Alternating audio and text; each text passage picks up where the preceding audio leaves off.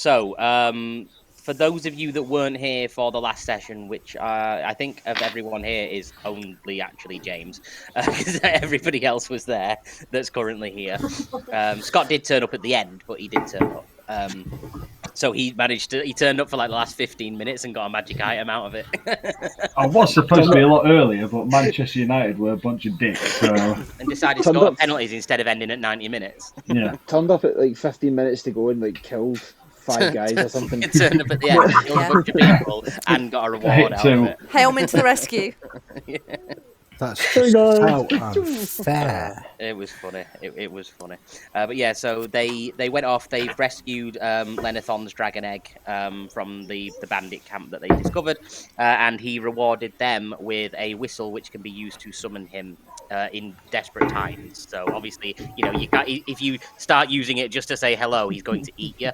But it's like if you're ever desperate, they have a whistle which can be used to summon Lenithon. I haven't put a limit on it yet, so let's roll the d6. You can use it twice per long rest. No, twice per several long rests. There's 2 charges in it. That's what I'll say for now. Yeah. Was it Riv that got given the whistle? Yeah. Yep. It was given to Riv. Yeah, Riv had it on her. Let's just say Riv has it, because I think Cat's definitely going to be more controlled than the rest of us. Well, Cat Riv might not. Maybe Hailman should have that. Give it to Hailman, actually. Who's actually the grown-up in this group? I don't think there is. Well, yeah, Hailman probably. Hailman. I don't know how old I am in this, though. I don't mean age-wise. I just mean like he's the only one that ever tries to make a mature decision. So hang on, who's got the whistle then? At the moment, it is on Riv. I'm 37 in a halfling, so that's still relatively young, I think. I don't know how long halflings live for. I think Henrik's in his 20s. Henrik is... Just a quick question. Can everyone else see this? It's like red. So I'll go on. Off. On. Off. On. Off. You're recording this, right? Yeah. Is that a spell? Is there a spell for that? Have you rolled for it? It's to do with pressure on the head. He used absorb elements, and he's absorbed some fire damage. And he's charging it to let it go. Right. So so what we're going to start off. So everyone's sort of back at Hailman's Inn. So you've all returned, gathered up the rest of the party from where they were distributed about, and you're all sort of back at the inn. Having a bit of a drink, discussing what people want to do next and where people want to go, whether people are wanting to set out after the bandits, that sort of thing. Arian's going to start off the conversation by saying he's going to go off with Lenithon, looking for answers about his dragon-based heritage. So that's why he's not going to be here for this session. He's gone to chill with Lenithon for a bit for some answers. Bye. But everybody else. Take care. See you soon. Yeah, I mean, he might get some kills along the way. I'll roll a few dice and see how many kills he comes back with to keep his. Does that count if I'm not playing as well? No, if you're not playing as well, I'll also roll the same size dice for you. I've not decided what size dice. It'll depend on how many kills were sort of actually in the main campaign. Because if there's only 4 enemies and he kills one of them, I'll roll the d4 for you and see how many enemies you've killed whilst you've been away. I'll do it just now. That's fine. I'll roll a d100 just now. I was just about to say, I want a d100 for me. You can roll a d100, but you'll get minus that many. Anyway, there's a necromancer following you around, bringing back to life everyone that you kill, so they don't count. It's your other character. Yeah, Viric's just following Itachi around, bringing back to life everyone he kills. So now that we're in the bar, Itachi's going to turn around. Obviously, he's bandaged up and wounded, and look at everyone and go, "Sorry for the mistrust earlier. I would like to buy everyone a drink." And he's going to put some gold on the bar and just say, "Hailman, if you would please." Hailman will clap his hands, and a tray carrying 5? There's 5 ales on the tray. Yeah. Henrik's gonna grab the ale and then still go behind the bar and find something stronger to drink. He feels like he's done a lot of killing recently, so he feels like he needs a wee bit of a drink. Ponytail's gonna raise a glass and then just down it. Yeah.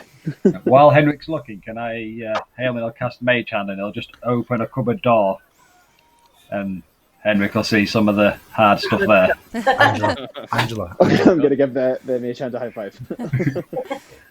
Riv is excitedly trying out her new slippers of climbing by just climbing on the ceiling. Just running around on the Just hanging running around from on the the roof. ceiling. Trying to do everything upside down, just like, hi! High-fiving people on the ceiling as she just runs by. I feel like everyone right now is in a really bad state, and we're all kind of like rethinking everything. And Riv's still pure that hyper child that's Yeah. running about. Yeah. Quick question, Graham. Did we get money from the last one as well? You did. I can't remember how much I said. So you It was found 200 for the group. it was. I thought it was 50 per person. Was it? Did I say? Yeah, I think I did say 50 per person. Yeah. So Oh, yeah. you must have put an extra 0 on mine by mistake. Yeah, I'm sure that's what happened. All of it. Was it followed by a dot and just in front of the 5? Yeah, maybe. Yeah. Trust So me. for those of you that were in the last session, add an extra 50 gold. Oh, I need another 449. So, have we had a long rest, or is this literally straight from the battle? This is straight after the battle, so I mean, this is going to be your chance to have a sleep before anything further happens. Cool. It's like you're gonna sort of have a nice drink and a bit of social interaction with each other, and then obviously bedtime. So, any other points of order anyone wants to take care of, role wise? I'm going to walk up to Haleman, Mhm. and I'm going to basically listen, dude. I think we need to bounce. I don't think this town's going to bring us in the money that we could be doing with. I think we should hit the road and Look at maybe, it, it's a shithole. yeah, like the walls missing, people are dying in the corner. Yeah, I think we should bounce. I think we should make I think we should make a move, maybe. Hailman will just look a bit sad, but say, maybe you're right. We haven't had the greatest fortune here. Yeah. Let him sleep on it. And Riv just comes by with, you can come back one day. She's just going to be a constant nuisance from now on. She's just constantly hovering over everybody. I'll get over it eventually, but let the novelty wear off first. Oh no, yeah, that's absolutely fine. If Riv is continuously running on the ceiling, then at some point Hailman will just again use Mage Hand, and he'll just follow her, just pass her an item. Just And keep he tripping just her hands up it on the ceiling. She will eventually. Pass. She will eventually come down from the ceiling. And Someone's going to get a broom and just start knocking her off. Hailman wouldn't want to interrupt her. He'll just be thinking, "Oh, let her have her fun," and he'll just hand it over to her. She'll wear out in 20 minutes. Hailman hands with a wet mops when he runs past every customer. Goes, What Hailman's actually handed her is a periapt of wound closure. Ooh, that's a it's a fancy magical one. item. So you now only have enough space. Actually, does it require a tune? I'll look into that later. It doesn't matter. attunement. Yeah, I'll look. You can only have 3 items attuned at a time. So I'll look into if any of these magic items need attunement on another time. But he hands her the periapt of wounding. Now, what that essentially does is kind of make Riv invincible. In a way. I would have said immortal.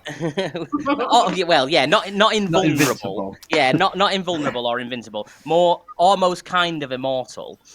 In that if she gets downed now, on her next turn she regains 1 HP and is back conscious again.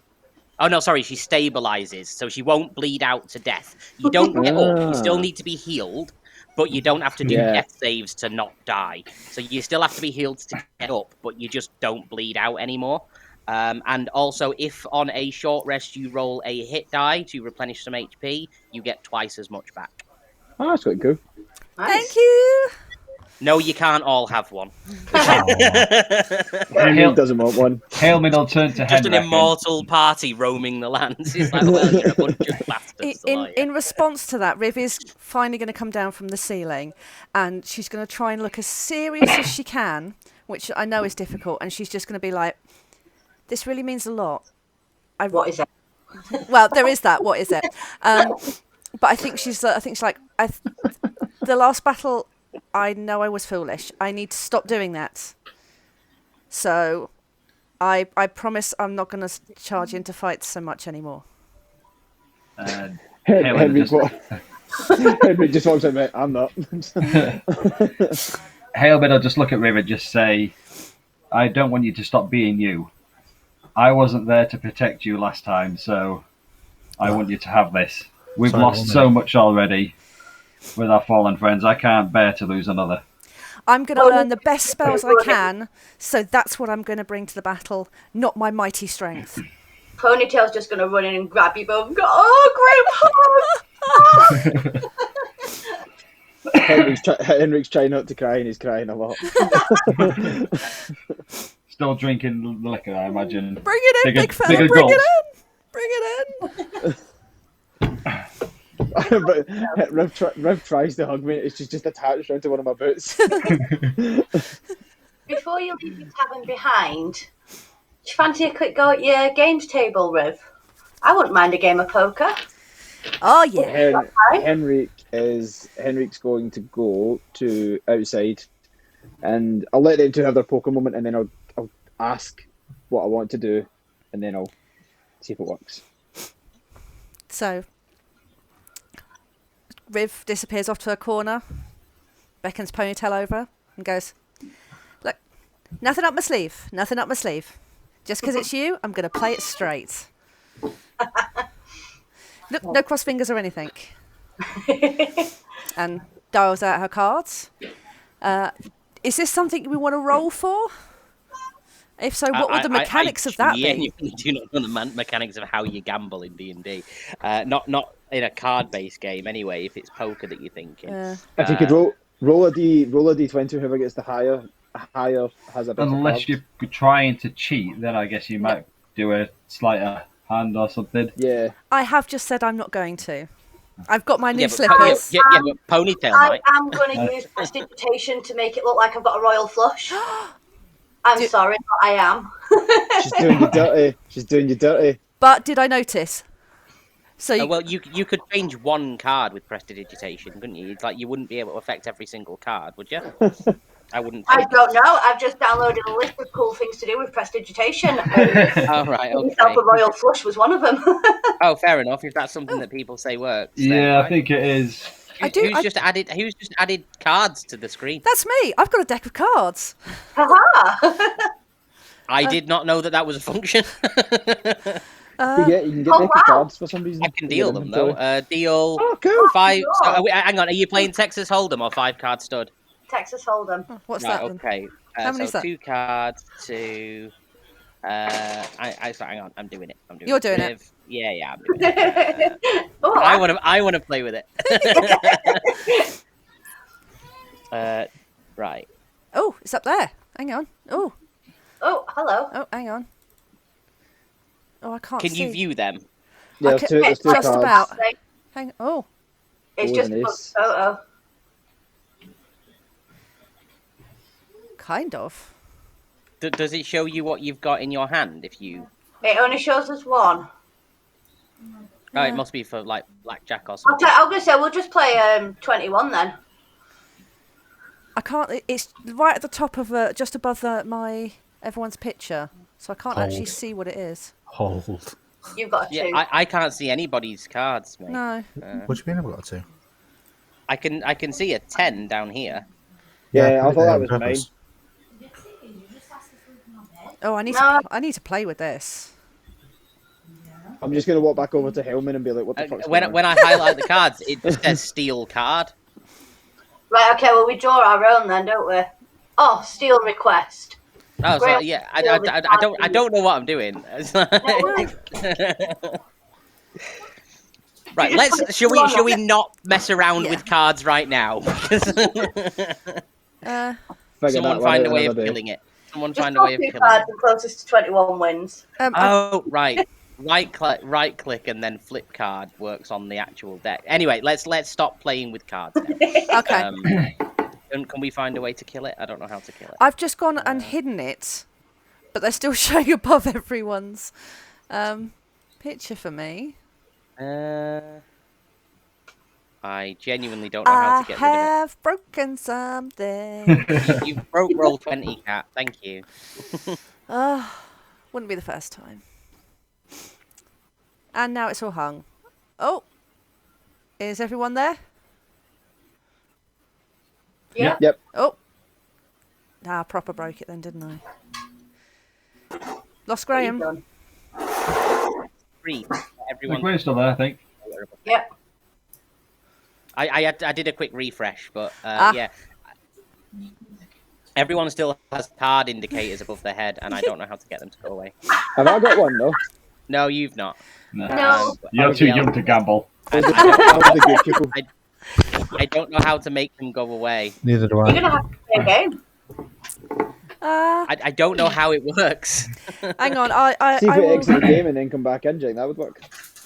We may have to. Honestly, Let me have a because quick Google as we're talking. I don't know how to get rid of it. I can't imagine the full campaign. We're just going to have like 2s, 1s, and 4 over our heads. It would be a convenient way of counting how many people that you See, kill. so see while we're doing this, can I ask to do my thing? Because I don't know, that Yeah. doesn't require anything out of the ordinary, I don't think. So No, you can. Henrik's going to go outside and he is going to take a bit of paper that Hillman gave him back in the fort, which is to summon his familiar. Oh, So yeah, way back when, Hailman gave Henrik a scroll of Find Familiar that he himself had cast. Okay, so yeah, Only Henrik you is- and Scott know this, don't you? a couple of other people have also discovered the shit. knowledge of it, but I don't think even you know what familiar is going to turn up. So... No, I don't. That's why I meant, like, is it Scott? I thought you two knew, but now other people don't.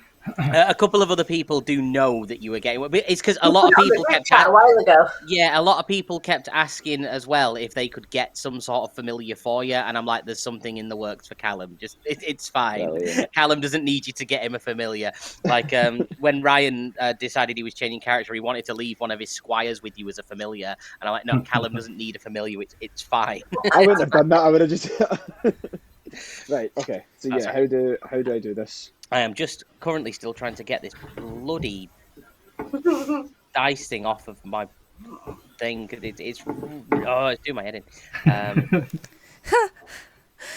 James just said he's just refreshed the Attaches browser. in the Lost Mines. It's- Attaches morphed into the Lost Mines.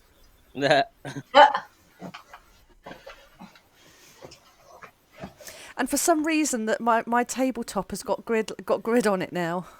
Yes. I've really fucked stuff up with these cards, haven't I? Oh man, who says I'm not Riv? My roll D20 idea seems a lot good right now. Oh, James is back. Okay. Still got a 1 on it above his thing. Yeah, we'll figure out how to get rid of them another time. We'll have to. Okay, so Henrik goes outside and he summons his scroll of Find Familiar. What familiar are you looking for, Henrik? Like a dog. Or, do you get dogs? Do you get dogs as a familiar? Scotty. Chihuahua. I don't think you get dogs, but regardless, Henrik, regardless of what you did want, It's not turning up. what appears through a little portal and just sort of pops into existence is an imp. So a tiny little imp creature. Now, imps are sentient and have their own mind as well. So this is not just an aimless familiar that Henrik is going to be able to control. Riv has a friend too. Woohoo! The main reason for this being, Henrik is not a mage. Henrik has no ability to control a familiar. He can use the scroll, but it's not going to work the way he wants it to. Now, I'm just going to get you the information that you need for having an imp as a familiar. You just had to push for a familiar, didn't you? Had to be that guy. This is not what I thought. Do you know what? I actually thought Graham was going to say, and a mouse appears on your shoulder. No, Like, that is it's honest. not a mouse. Yeah. Haleman had no idea it was the first time he's ever made a magic scroll, Hailman's so never made these things before. he was just desperate to try and help. So Now, Is there now a that I know way? it, now that I know that is before the give the Henrik casts information, familiar. The Loch I'm Ness gonna, monster turns I'm up. gonna. that would be brilliant. That'd be savage. I walk into the bar, and I look at Hillman. I'm like, Hillman, can I have a word? Can you just nip outside for a minute, please? Yeah, Helmet will walk outside. And I'm not, I look at him, and I've got the scroll in my hand, and in my head, like Hillman's gonna go, I know, you're welcome. You've always wanted one. I'm then gonna step to the side as if I'm blocking the view of the imp. And then I'm gonna point at it and go, what the fuck? All right, mate, you got a whiskey. I don't know if I'd know what an imp is anyway. I think. Well, I don't know. Do an Arcana, because it is sort of like Both an of us are infernal just Scott. Just Scott. Henrik wouldn't have a clue what this is because he's got like no magical knowledge. 21. 21. Yeah, so you definitely recognise that it's an imp. Yeah. You know on sight. Oh shit, that's an imp. He'll turn to Henrik and say, "Oh shit, it's an imp." The imp's gonna go. Impy! Do neither of you speak Infernal, so you won't recognise what it's trying to say because it's speaking in Infernal. And it's looking extremely angry and sort of like hopping up and down on the spot, pointing at you, gesturing angrily. Me. Yeah, you. Basically. And then it switches to come and go, what the fuck are you playing? I was having my tea. What am I doing here? Because it's basically just been ripped from its like hell dimension. You've just conjured this imp onto the mortal plane, and it's appeared out of nowhere. Please. Hey, right. Tone down, first of all. I wanted a dog. I'm stuck with you.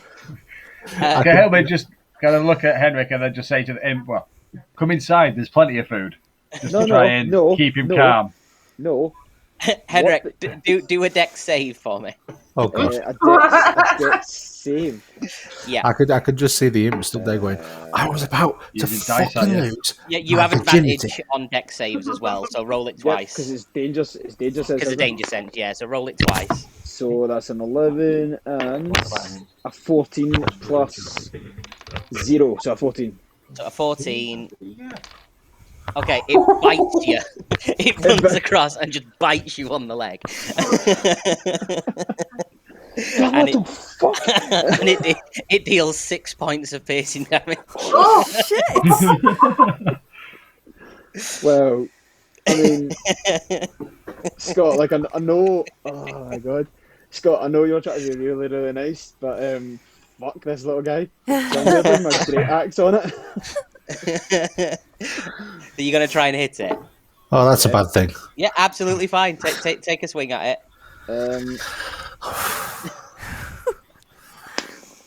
18 18, plus. yes. Plus 18 what? 18 will hit. 18 will hit. Okay, plus 18 plus stuff. So I'm hitting it with my great axe. So that's a D12. Got really bad feeling about this. 4 plus 4. 8. Okay, yes, that's fine. So you hit it, it gets knocked back. It doesn't die. It just sort of falls on the ground, and then it just sort of sits up and goes, "Ow!" Oh, well, don't fucking bite my leg. And it just sort of sits up, rubbing the big gaping wound that you've just put in its chest. I'm going to look at it. So what have we learned? Come on, tell me, what have we learned? It looks at you as though it's trying to sort of consider what it's learned, and then it just disappears. I'm looking at look back at Hillman. I'm going to look back at Hillman going, Helmet's just, right, I'm I going to don't know. walk back. This is not how I see this going. So I'm going to walk back into the bar with like a massive slashing wound on my leg, and then just go straight over to the bar and just open a bottle of whiskey. Now, Hailman's going to walk over to Riv and say quietly but loud enough so Henrik can hear him, and just say, "I think you read the scroll wrong." Maybe at this point Riv becomes distracted, so if Ponytail is doing any of her sleight of hand, then Riv's not entirely concentrating on what's going on, because she's like, what's going on? Why is Henrik upset? I don't like it if Henrik's upset. Can Henrik also throw a Constitution saving throw? Poison damage. Good job you're going to have a rest, innit? Constitution, did you say, yeah? Yeah. Oh, I've got +1 in that for some reason. I'll be back in a minute. Do I get an advantage? No. No. 6. 6, okay. So you notice that your leg's really starting to burn, and you take an additional 8 points of poison damage. Fuck me. Right. In that case, Henrik's just going to say, like, fuck this, I'm going to bed. And I've entered rage. Do a perception check on your way up the stairs. Oh no. 10 plus. Hang on. It's not enough, mate. 11. Don't worry, it's not enough. 11. And another dex save. Just a dex save. Yeah. I'm going to hate this cunt. 5. With advantage. Oh, yeah, danger sense. 17. 17. Okie dokie. Yeah, that's fine. You continue up the stairs unmolested. Is that a different kind of saving throw? No. Like, we'll come back to it. Henrik's gone to bed. Yeah. Henrik's gone to bed. Like, fuck it. Just as he's on his way up the stairs, he sort of hears almost telepathically in his ear. As that happens, Henrik's going to go and then keep walking up the stairs. Yep. That's it for now. Oh, Yeah, Callum, I'm I'm so wicked. sorry, but this is going to be fucking hilarious. See, I'm going back. I'm going back to like the old Henrik. See, like when he was a little bit more goofy, a little bit more fun, instead of like the more serious, protective side that it was when we did the Dragon Horde. So, No, that's absolutely fine. yeah, I had a lot more fun with that one. I've got a fucking imp. Right, go on. Just to add that, Itachi's in the corner just giggling his tits off. Going, I wanted a dog. I would have settled for a mouse. I really would have. Did anyone else see this imp? Just Hailman outside. No. So we've just watched Henrik walk up the stairs and just go, fucking hell! Bleeding from his leg, which is also oozing a little bit. And it's just like, whoops, hey. Poison gets cured over long rest, doesn't it? Yeah, you'd only take the damage once. You're not poisoned. You've just taken some poison damage. So Brilliant. Graham, Right. yeah. do you remember when we spoke about having a dog for the party, like a Japanese Shiba dog? Is that still on a go? I recall somebody asking if it was possible to get a pet. Yeah, like a family pet as a dog. Just that's it. I mean, I it is hypothetically possible to get a pet, but it needs to be from like a major city, somewhere that they would sell pets, or you can maybe try and take a wild wolf under your wing or something. But I mean, not an imp. No. No. The imp is Callum's familiar. Oh, is that going to keep coming back? It never left. It's invisible.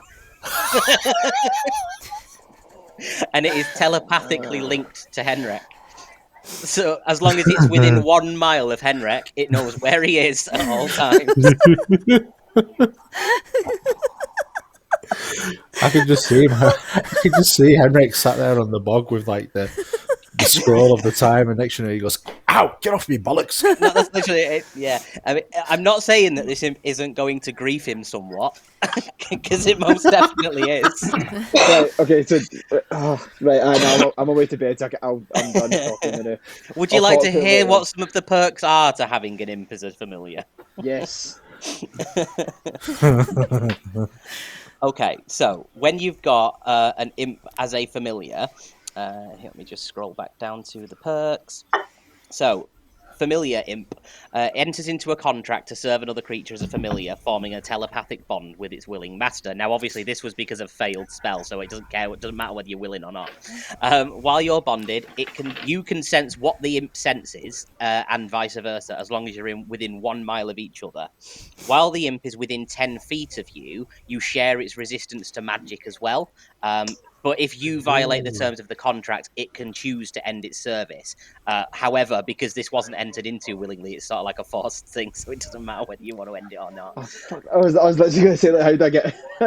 It can fly, by the way. So I mean, it's not useless, and it also does have the ability to attack and stuff as well. I figured that out. Yeah.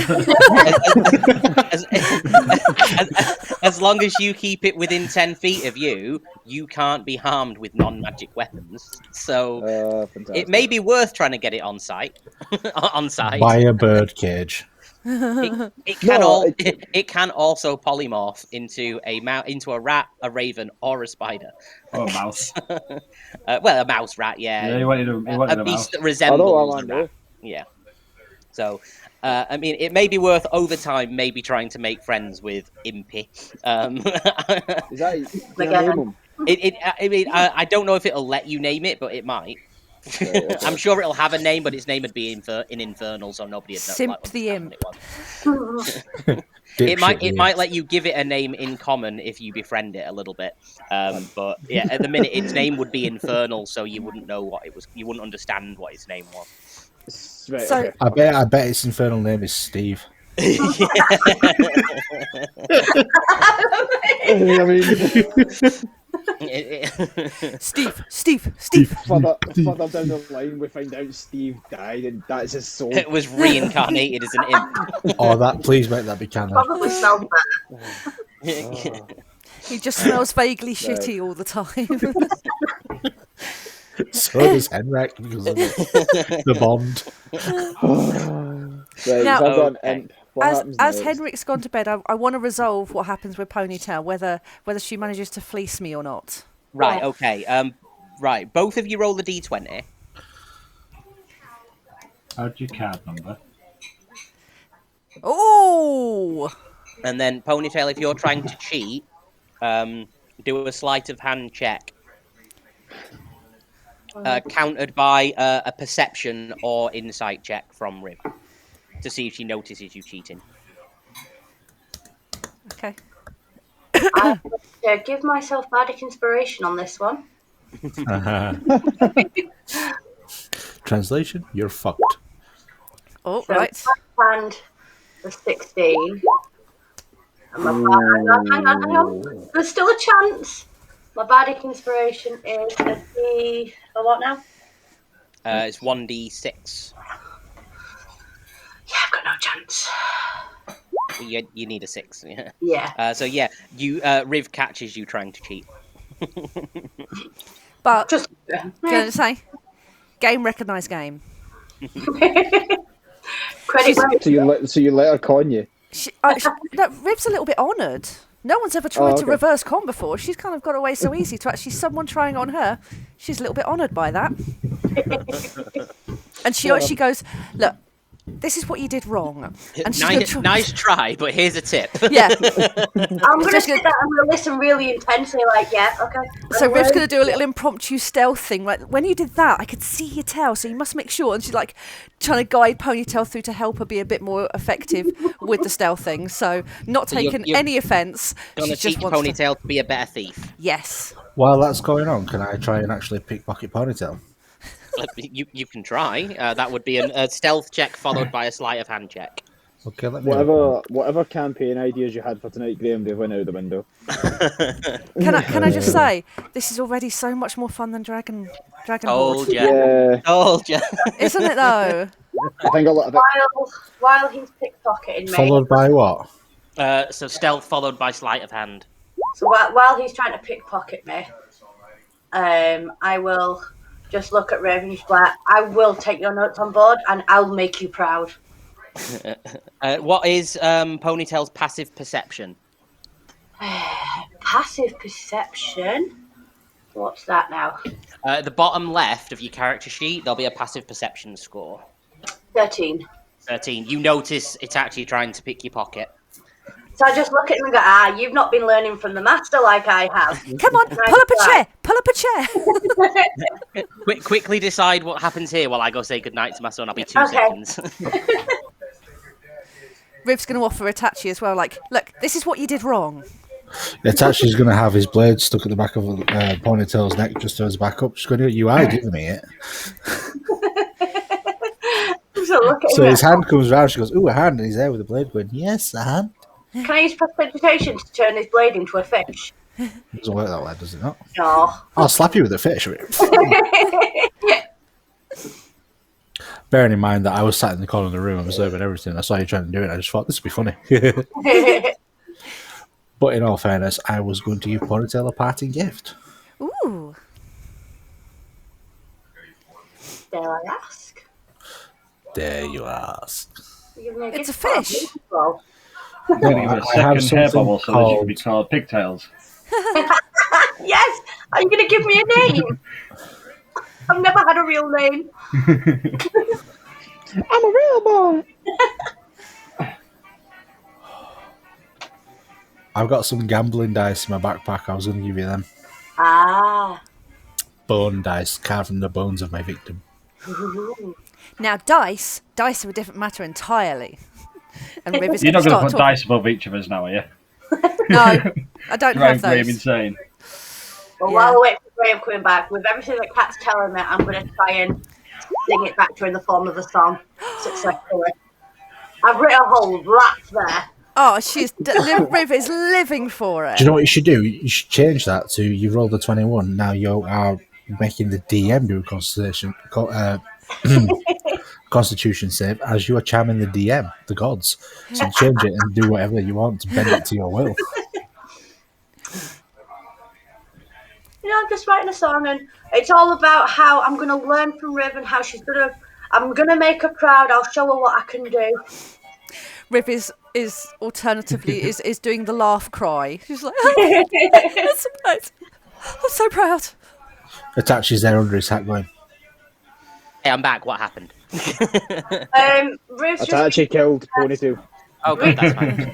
Riv's been teaching us about how to actually feel, and I've wrote a song about it, performed Okay. 21 on it, Okay. and I've told her how I'm going to make her so proud, and I'm going to put to work what she's taught me. I'm going to make her proud. Riv's so proud. I literally can't even. Fair enough. Okay. Any more points of order anybody else wants to take care of before heading off to bed? Or do people want to stay up drinking? Or Haleman was going to take an ale over to Itachi and okay, kind of just ask him how he feels. Just a general chat with him, just try and make him. Elman's gonna walk up to Itachi and go, "How you doing?" How you doing? just give me 1 second, I just need to Google what giggity is in Japanese. So is Hellman just like a massive lover? Like, does he just? No, he's got to be friendly, trying to make Itachi feel part of the group. Halflings have a joy for life. So Itachi is. Is he fired into the half elf or the elf, whatever she was back in the old campaign? So I was just wondering, like, is he just a pure shagger? Like, No, he's friendly. Secretly, he's got one level in Bard he just never told anyone about. Oh, he's a randy Frodo. No, Itachi's going to remove the blade from the back of Ponytail's neck, and as she catches him doing that, he's going to flick his sleeve, and his bone dice that he has is going to come out. He's going to put it on the table and say, "Best of luck to you. Take care." With a little bow, he's going to look at him and say, "Thank you," for the drink with a bow, and say, "Would you like to sit and have a conversation?" And then he's going to pull out a spare pipe with some smoking weed, as you say, and hand it to Hillman and go, "Shall we talk?" Haleman will just look overjoyed and say, "Let's go." James is pulled. So just think of it as a Gandalf and a smaller, wiser Gandalf just chatting shit. It'd be, culture's clashing. So Yeah. is this like a narcotic smoking weed or just like a normal pipe weed? It's just pipe smoke. It's normal tobacco. Cool. I was going to make you do a constitution. Yeah, I was not falling for that. Someone's got dry mouth. Ali's home. So as we sat there, though, Haleman will just say, I never thanked you fully for helping us at the Keep. what is it? Yeah. So So here, have a drink, and thank you very much, my friend. And Riv, because we're sitting quite close, Riv's just going to raise a glass to you as well. Just be like, cheers! I'm just going to bow my little straw hat and just say you're all very welcome. I feel like I'm part of you guys now, and I shall throw away my silly side of attacking a random person for no absolute reason. And if you need me, I can be the iron sword at your back to help. Please, please don't die, and please don't betray us. Go, fucking good! Just a small little iron dart goes up through the ceiling and he goes, my arse! That's the imp. Hailman will just sort of embrace him and stand up, give him a little hug, and just be like, "So that's it.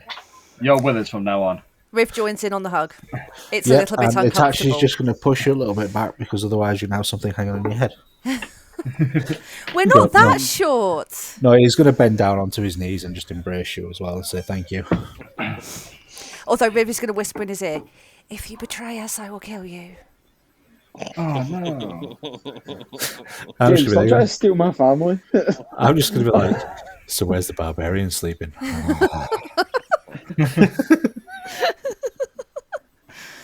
Henrik keeps with that one eye open and a hand in his great axe. Has he got a He's long still shaft? looking out for that imp, though, isn't it? It's like, where are you, you little bastard? You wake up You're and gonna- you see you're his gonna- little red butt cheeks on your nose. You're gonna walk into Henrik's room and he's just sitting in the middle of the room with a knife, just looking about, looking for it. It's like when you see a really big spider run across your bed and you're like, you've got to find it or you can't go back to sleep. Yeah. Can't sleep. Imp will get me. Can't sleep. Imp will get me. And Rick never has a long rest again because he daren't go to sleep. Right. After the hug, though, Hailman will just turn to Riv and say, "I think you need some rest." Because you did die a little bit. Yeah, Itachi's going to take himself to his room, and while he's doing that, I'm going to go to the toilet. Yeah, that's fine. So we all Well, go to sleep. Riv's going to give Helmin So an extra everybody big goes to bed. squeeze and then disappear off to bed. Squeeze back. She's going to Hailman's gonna. disappear up the stairs by running up the wall. With just a... Anyone that walks by Henrik's room is just going to hear, "Fuck off, you cunt!" And then this imp, like the two of them just arguing back and forth. You just hear it scampering around going, you can't see me. Na, na, na, na. Just plates being smashed, mugs being thrown across the room. But I guess with that, everybody's sort of retiring for the evening. Yeah, everybody's off to bed. Everybody's after beddy bows. Okie dokie. So you get, your designated 8 hours of rest. So everyone that isn't already at full everything, bump yourself back up to full everything. So long rests are going to be a little bit more sparing now. There's not going to be one at the end of every session. So anyone with spell slots, consider conserving them a little bit more than normal. Just because you might not get as many chances to have a long rest as you previously did. Well, okay, so you get up. I'll wait for James to come back so he doesn't miss the next bit of story exposition. Can we make it like in the movie where it cuts to morning and Henrik's just sitting outside looking at this imp? Like the two of them are now like face to face. They're making eye contact with each other. It's a friendship montage. So both of us have got our arms folded. I'm just gonna look and go. So I mean, so like, did Henrik? He did go to sleep though, didn't he? Everybody's had their long rest. Yeah, so he's had his sleep. Yeah, we'll cover what everybody does first thing when they wake up when James comes back because there might be a little bit of. Well, wait, I'm gonna go check on the room, but feel free to cover it because I can still hear you. Yeah, that's fine. That's fine. I'm gonna grab a beer. So just as I say, if James comes back, just jump in. Yeah, we'll do. No, when everyone comes down, Hailman's already got his unsaid servant getting stuff ready and Helman's trying already to prepare befriended him. breakfast. Riv's going to come down and give Helmin a hand, and she's going to be like, "Are you sure you're okay moving on? This place will be all right." I'm gonna follow Henrik. If he needs to leave, I can't let him go alone. But we need to do some adventuring as well. I think it's time. That was always the plan. This was, we got sidetracked after what happened, and I think we're all ready to maybe move on. We've grown a little bit. We can do this. I think so. You go sit down. I mean, surely you're still feeling a bit rough after yesterday. Nope. And she's going to run up the wall again. These are amazing.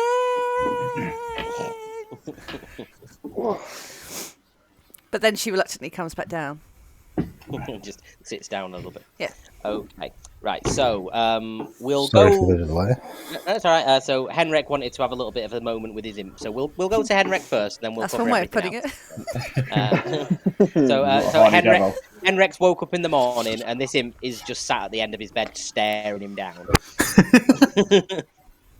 So I'm just going to look at him and basically say to him, look, we've been put in a really shitty situation together. Unfortunately, this is the way things are. I'm Henrik. What is your name? Or can I give you a name? And I put my hand out to shake. My name's. I'm going to call That's you all Toby. you hear.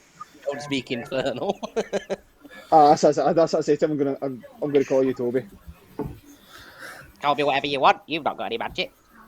No, I don't. But you seem Why to the have... fuck am I here? Because... Why can't I leave? Unfortunately, as far as I understand, my basic understanding of imps, we are attached together for some reason. I'm supposed And to believe me- willingly enter into a contract with my master, and I don't like you.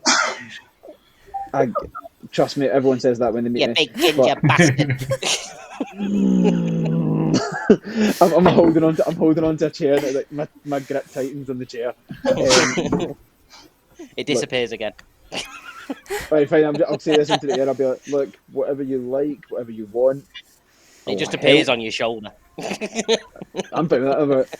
Do you want food? Deck save? No, I'm joking. Bites your ear off. I'll say to him, like, do you want some food? I am hungry. You got any goats? Live Live ones, preferably. Okay, I will find a goat. So then This is going to get expensive. Yeah, I'm going to walk downstairs and then I'm going to plant him as if he's like a football or something. I'm just going to plant him on a chair, look at Hillman and go, look after him. And then I'm going to go outside and see if I can find a goat. He's going to look at him and go, oh, are you a wizard? Riv at this point my is little just... friend. I enter into a contract with you instead. You've got magic. No, I think you should give my friend a chance. You'll find him a good companion. Well, I bite harder than he hits, so I'm sure it'll be fine. Riv is just going to appear from below the bar and just be like... and then just like lean on the bar and just stare, just like, cool.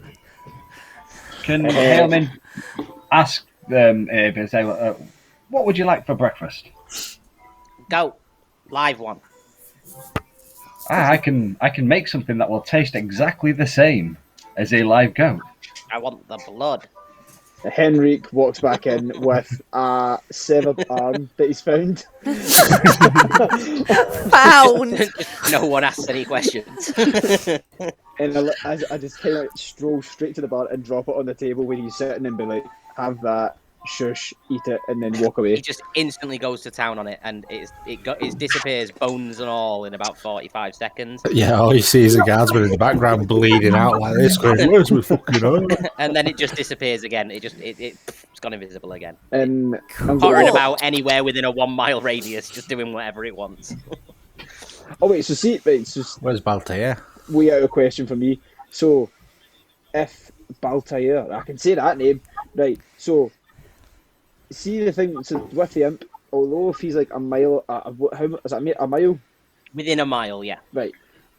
So although I can't see him in the mile, is he somewhere else a mile away? So he can cause He whatever. can be up to a mile away and still communicate with you telepathically.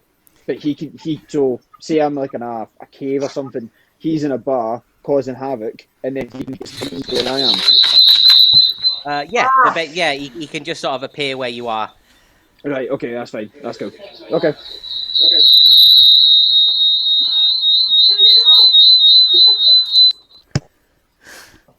What on earth was that? Ali Feedback. was scratching his bollocks. I was ritual casting Find Familiar. Oh, That was the Ailman's screaming. reasoning his familiar that got killed at one point. Yeah, that's fine. Yeah, you can bring your familiar back. That's absolutely fine. Thank you. Do not bring right, Do not bring the owl near my familiar. he'll attack it. He'll keep trying to eat it when it goes near it. I mean, both of your familiars can fly, so I mean, it's just like aerial-based familiar battle. I'm just checking what my speed is. Could they carry Riv? No, they don't have a carrying capacity. I wouldn't trust. I wouldn't trust 3, I Toby think to mine carry it. has. Yeah, the imp has a strength of 6, so they're not particularly strong creatures. I'm My afraid. familiar's gonna kick your Okay. familiar's ass. It's smaller than Riv. It's only going to be like a foot or something tall, I would think. I'll look into it. So a piggyback's See- out of the question as well then. It is. See in my head, you know Harry Potter, like the what is it, Dobby? You know, like the gnome, these goblin gnomes. That's what Yeah. I've got in my head. But he's like an evil one. I did She's like Google the what one- an imp looks like. It's not like Dobby.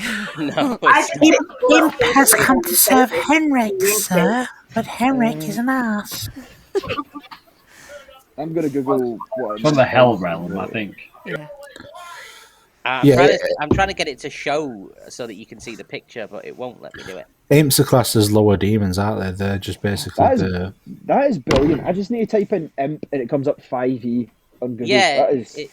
Well, if you type it in the compendium Oh, what on the Roll20, it'll bring it up on there for you. It's badass. Yeah, it's awesome. Oh, that's actually So quite cool. I'll I've just show realised that how I can do it. camera. Everyone can see that. That is, Yeah, it's like a little red demon-y thing. See, yeah, that's a imp and I'm deaf. What you called it, Toby? He's going to call it Toby, whether it answers to that or not. You should call it a different name each time until it responds to something. I'll call it everything under the sun other than Toby. Yeah, you'll have opportunities every so often to sort of get it on side. But for now, let's carry on with the exposition and story instead of. Yes. Yeah. Do we have new my- characters to meet? Not yet, no. That's why we need to get on with the story, or they don't get to come into it. Cool. So we've all left the bar. We've all said bye. No, you're all still in the bar. And I need a perception check from Riv, Hailman, Henrik, and Itachi. Nice. Perception.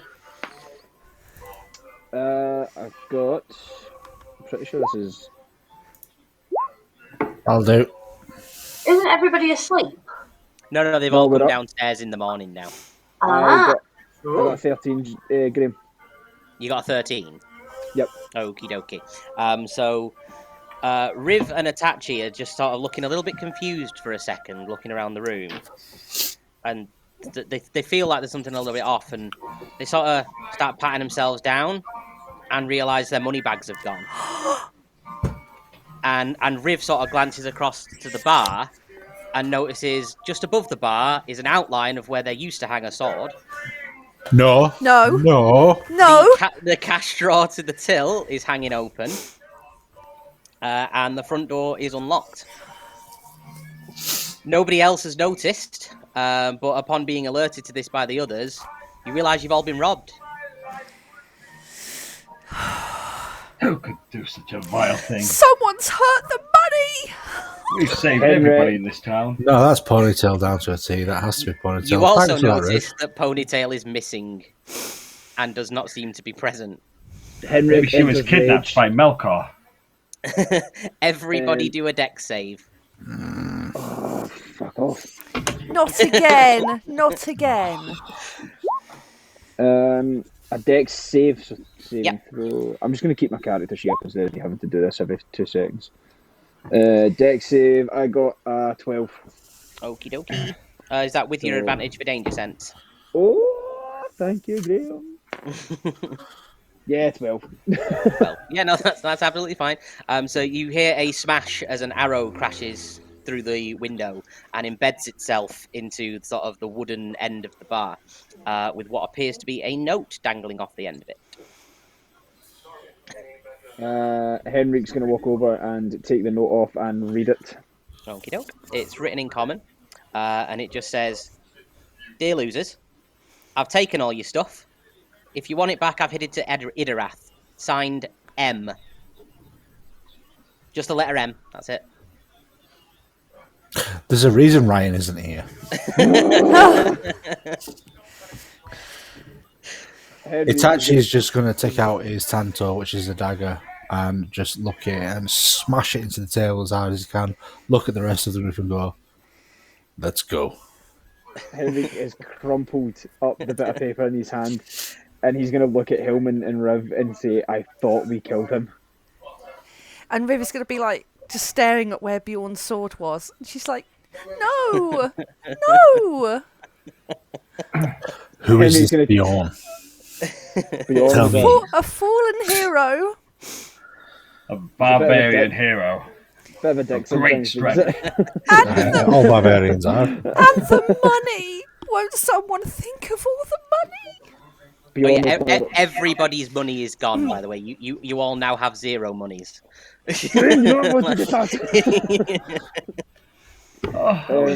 just to clarify, I can still see Ponytail right here. I know where she lives. Give me 15 minutes. I mean, the letter isn't signed Ponytail. Who says Ponytail's the one that's robbed you? Last time, no, I didn't. I said you've been robbed, and I said Ponytail was missing. Yeah. Haleman will be thinking, has she been kidnapped? I mean, last time you all woke up and the somebody was cultists, missing, so- Alan was being held in a cage by Melkor. Yeah. Haleman will pull out the carved figure of Haleman that Ponytail gave him, and he'll say, "We have to find her. Otherwise, I will deafen you all." What? Ali, if you've got a separate microphone from that, you need to move it away from your speaker. What? His microphone's too close to his speaker. If he's got a separate one, he needs to push it away. If that's the case. Yeah, you're on mute. Does Hillman know the room Ponytail was staying in? Well, yeah, it'd be just upstairs. Right, I think we all would. I want to go. The three of us are in. I want to go and investigate the room Ponytail was staying in. Itachi's going to stand at the bottom of the stairs with his sword ready, just in case. Yeah, that's absolutely fine. You can head upstairs and into Ponytail's room. Hellman will go with him. Yeah, you open the door and the room's empty. The bed doesn't look slept in. All the stuff is gone. Hellman will turn to Henrik and say, "She didn't even get into bed before she was taken." In that case, Henrik is. Henrik's blinded with rage because somebody stole the sword. That is it. It's the sword he's caring most about. And The sword that was given to you to Yeah, protect, and you've lost it. I will snap the sword. He Right, didn't so I'm lose gonna it, it was stolen. So I'm going to go. He was supposed to protect it. So I'm going to go downstairs, and then I'm going to report to Riv and Itachi that Ponytail isn't there, the bedroom hasn't been touched. I'm then going to. Actually, no, I feel like I've done a lot. Somebody else do something. Itachi's going to look at Henrik and just say, "So you say the room hasn't been touched, everything is missing.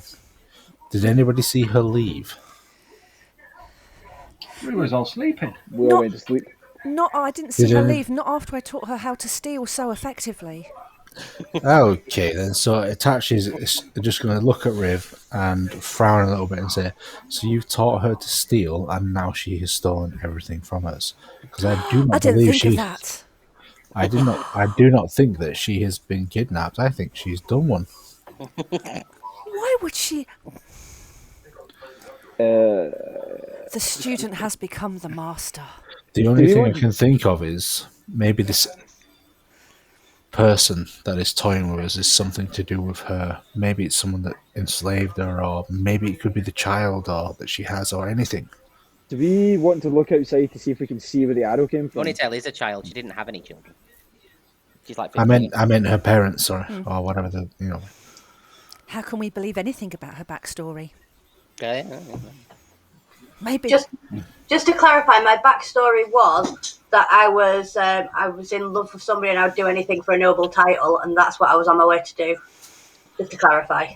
Oh, she's not in love with Melkor. Please, come on. There's better out there. Dickens. I mean, you're all very Right. quick to assume that this is anything to do with Melkor. Right, Henry goes outside You know what and power that looks letter to see where the has. arrow was fired from. He was at the beach today. I mean, yeah, Why am I burned? you can go out was and science you everywhere. can do a perception check to see if you can see anything outside.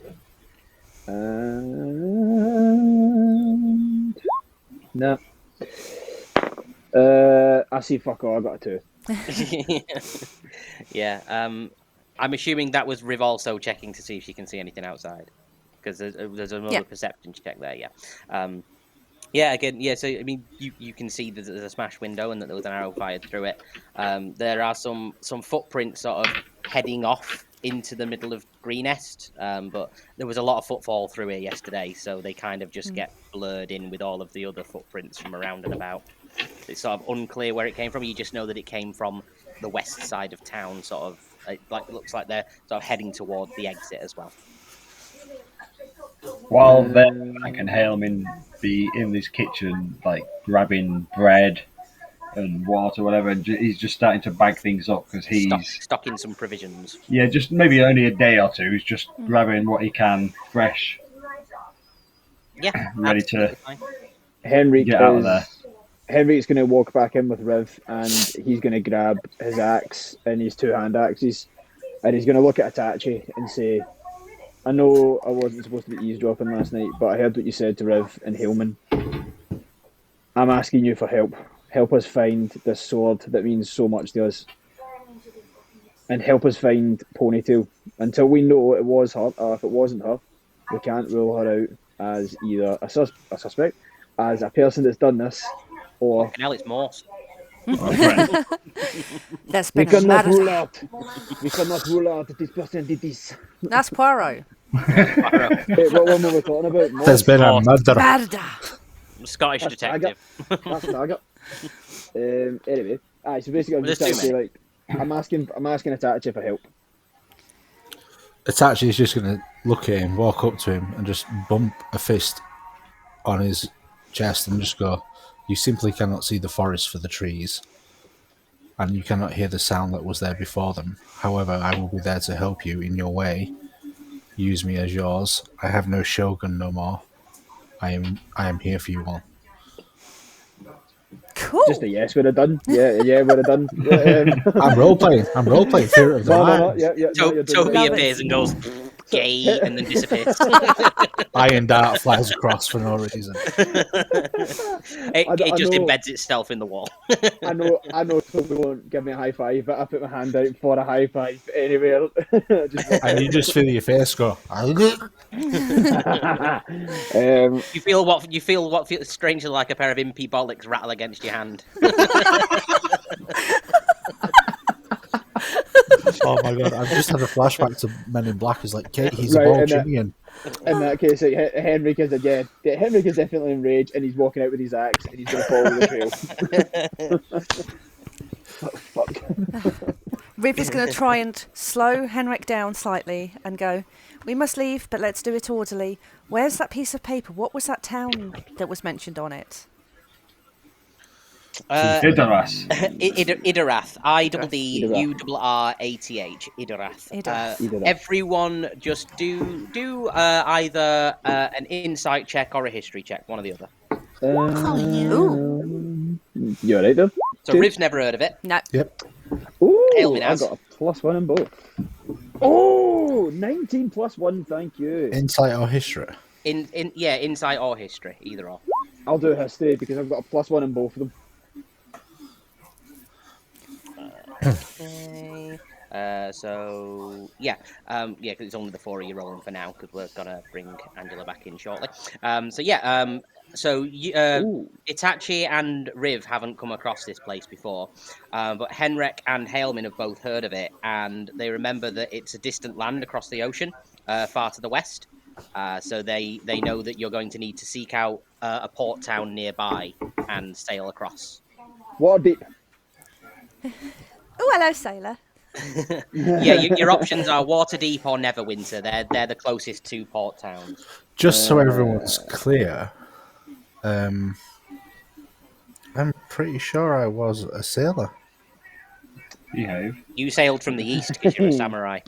Oh no, I know. My previous character was a sailor. This one's land Ah. vehicles. I do apologise. No, it's not. Yeah, it's like This if was you did a have a yacht. sailor's background, because that is a background you can choose, it would like I had it canonically because he's a samurai. He'd have come from the east, not the west, so he'd Yeah. never been out that way.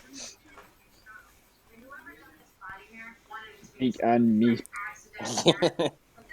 That's deep.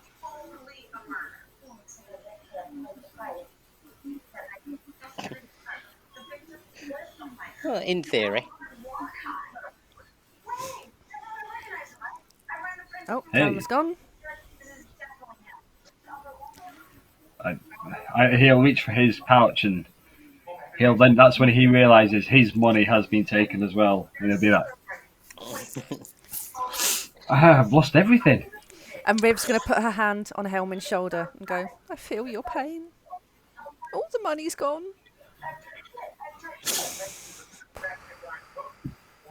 She'd be quite bummed out by it. Itachi's going to turn around to the rest of the group and go, is there not a small contract or fee we can take to kill a small monster in order to get the monetary gains we need to move?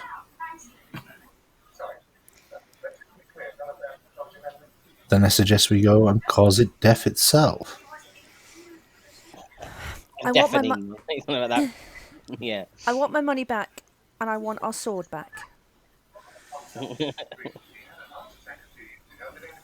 Let's go. Once Henrik's back. Callum's there. He's talking. Oh, I can't hear him. Let me refresh.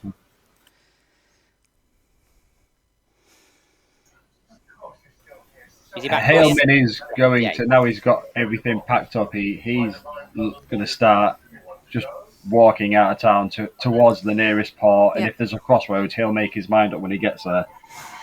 He's heard everybody talking and he's going to think, right, if we're going to catch her, we need to keep moving. She's had a head start, Yep. so Ribs he's at going to your just start side. going. Let's. Henrik's is him. Yep. I think we're all moving. Yeah, everybody on the way then. Okay, so off you go. So you're heading out on foot west to the nearest town, yeah? Yep. Yes, please. Okay. I was just waiting for Alistair to bring out the coconuts that we got to work to go.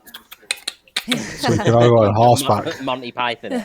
Yeah. Yeah, no, so yeah, that's fine. So you're heading out on foot. We will sort of fast forward a little bit. Obviously, we're not going to traipse down a 20,000 foot road. Yeah. So you've been heading out. You've been traveling now for, I'd say, a good day and a half. You know, it's quite a ways to the nearest port town. Sort of heading into the evening, sort of middle of the day, heading towards the evening, and you're going past just down a normal, dusty dirt track, normal sort of road, sort of forest banking you on both sides. You can sort of hear distantly the sound of a river flowing as well, just off to one side of you. Then on the right, on the other side of the forest, you can see there's sort of like a small, not like a mountain, but like quite a big, like rocky sort of rock face sort of hill verge thing. And as you're walking along, can everyone do a perception check? No. Ooh. Wait. So see, if the dot is on the right, is that a 6 or a 9? So you're rolling a d20, yeah? Yep. So if the dot is on the right, it's a 9. Oh, I got a 9. Can I roll from my owl as he has advantage on hearing and sight perception? Yeah. I don't know. Can I give a command to Toby? Can Toby check for me? You can ask Toby for a favour, whether he does it or not. Nat it's up to one. him. Nat one. Nah. Like I know for a fact he wouldn't even do it, so I'm just gonna keep walking. Mine's a 14. I got Callum, you could have asked and bribed. That's how you get the trust. It's like, you do this, I'll give you another goat. no, but then I need to continue to keep doing that. There's I going to can't be roll. enemies. Yeah, but I'll let him kill them. Anyway, Right, sorry, carry on. so Haleman got an 11, yeah? 14 because he has a +3. Plus 3, so it's 11 plus the 3. Yes, please. So 14, 11, 7, and 9. Okay. Right, so yeah, no, that's enough. You sort of distantly in the background, you hear what sounds like fighting. It sounds like it's the sound of a battle going on. You can hear like sort of roaring monsters and the sound of like swords against flesh and like leather and hide armor, just sort of maybe off in the distance somewhere. Sounds like it's about sort of a couple 100 feet through the tree line, over towards the rock face. With that, I'm going to turn around to the group, deadpan them in the eyes, get myself ready, and just go, sometimes you hurt in order to know, fall in order to grow, lose in order to gain, because life's lessons are learned through pain. And I'm going to deadpan it straight towards the fighting because I'm lawful neutral. I want to stop people fighting and I want to help whoever's No. getting shit kicked. Henrik's going to stop attaching and say, stop. Let's gradually build our way up. Let's assess the situation and then decide to attack. Okay, that's fine. So it's like a Tom and Jerry episode. It's actually like that, and Henrik's just holding him. And Riv's just going to turn around and look at Henrik like, you want to talk? I don't want to talk. I want to see what we're dealing with first. Right, so, yeah, we're going to silently walk up. Oh, no, because we make us do a stealth check. Yeah, we're going to silently walk up. If everyone... No. I mean, is everybody wanting to approach this in a stealthy manner? I think Hailman probably would. He doesn't know these people, so... Now, do you want me to scout ahead? Just for clarification, you can use prestidigitation to make the floor like marshmallow so it doesn't make sound or noises when you approach. I don't think so. I don't. Because it'd only be a small range at a time anyway. Yeah. Yeah, it's like... I've got big barbarian feet. Like, sounds like trees when I stamp. They could do it if anybody wanted to do something like that. They could do it for themselves, but not for the whole party because it's only like a 1 foot radius, isn't it? For prestidigitation, I believe it only affects like a small 1 foot area. So it's like you'd get a foot in each square, and because they've only got 2 hands, they can only like one at a time. So they're like hopping. How far ahead is this noise? It sounds to be approximately somewhere in the region of a couple of 100 feet away. Right. I'm gonna signal to Riv to scout ahead and see if she wants to do that. Yep. Well, what I'm gonna do is, can I stealthily leap into the forest line using the bushes and trees as cover to approach to see what's happening, and then I'm going to use message to feed back to Henrik what's going on. So you're wanting to jump up into the trees and stealth your way across and look from above? Was that? Did you say jump into the tree line? No, actually, like in the bushes and stuff. Oh, so you just want to hide in the shrubbery and stuff? Yeah, no, that's absolutely fine. So like you pop can up in various bushes. Yeah, so just do a survival check to see how well you pick your way through the woods. Ooh, a raspberry. Ooh, a thorn. Survival's not my strong point. No. As Riv's doing this, I'm going to give the nod to Itachi to draw his sword, just to be ready. Yeah, it's fine. And then do a stealth check, but I would have given you advantage if your survival check had been better, but it's like Riv's having a bit of trouble picking her way through, so she's not as stealthy as she could have been. It's very twiggy. So so just a normal stealth check. No. Right, okie dokie. She's stepping on most of the twigs that are going on. It's like popcorn in there. Yeah. So you get how close are you wanting to get? Just sort of so that you can see, or am I aware that I'm making that noise as I'm doing it? Not really. No. As far as Griff's concerned, she is being super stealth. So right. So I want to approach as so I can see, but not necessarily make out a lot of detail. So I want to be able to kind of see faces, but still be obscured by as many bushes as I can be. So we'll say approximately sort of 5 feet back from the edge of the tree line. Yep. Yeah. So that's fine. Yeah. If you do another perception for me. 21s. My perception is great. you got close enough that you can see sort of through the tree line what looks to be quite a large battle going on between what appears to be 2 human males and just a big gaggle of monsters. Do a nature check for me to see if you recognise what the monsters are. Nope. So you can see some big sort of humanoid-looking monsters, and you can make out that there's about 5 of them there, but you're not sure what they are. And I'm communicating this via message to Henrik, that there's a couple of humans and a shit ton of monsters, and there's just a big battle. I'm safe. I'm keeping still. I'm keeping out of the way.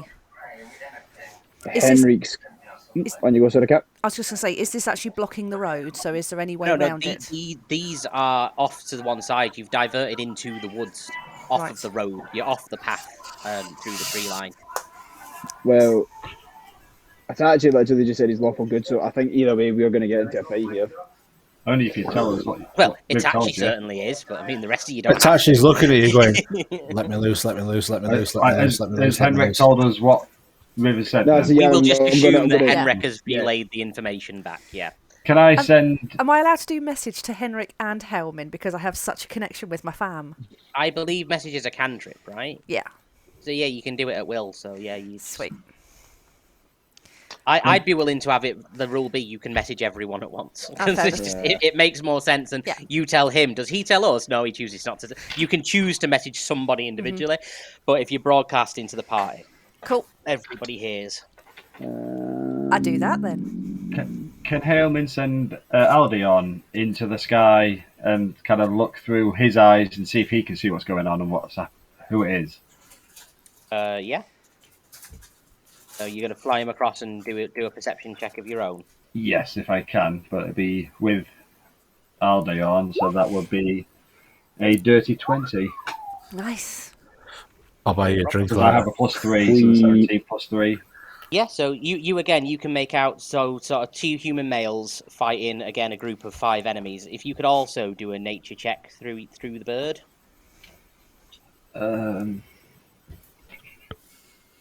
Well, I see through his eyes, so would that not be me? My knowledge. Well, yeah, if you're seeing through his eyes, yeah, you can use your own nature.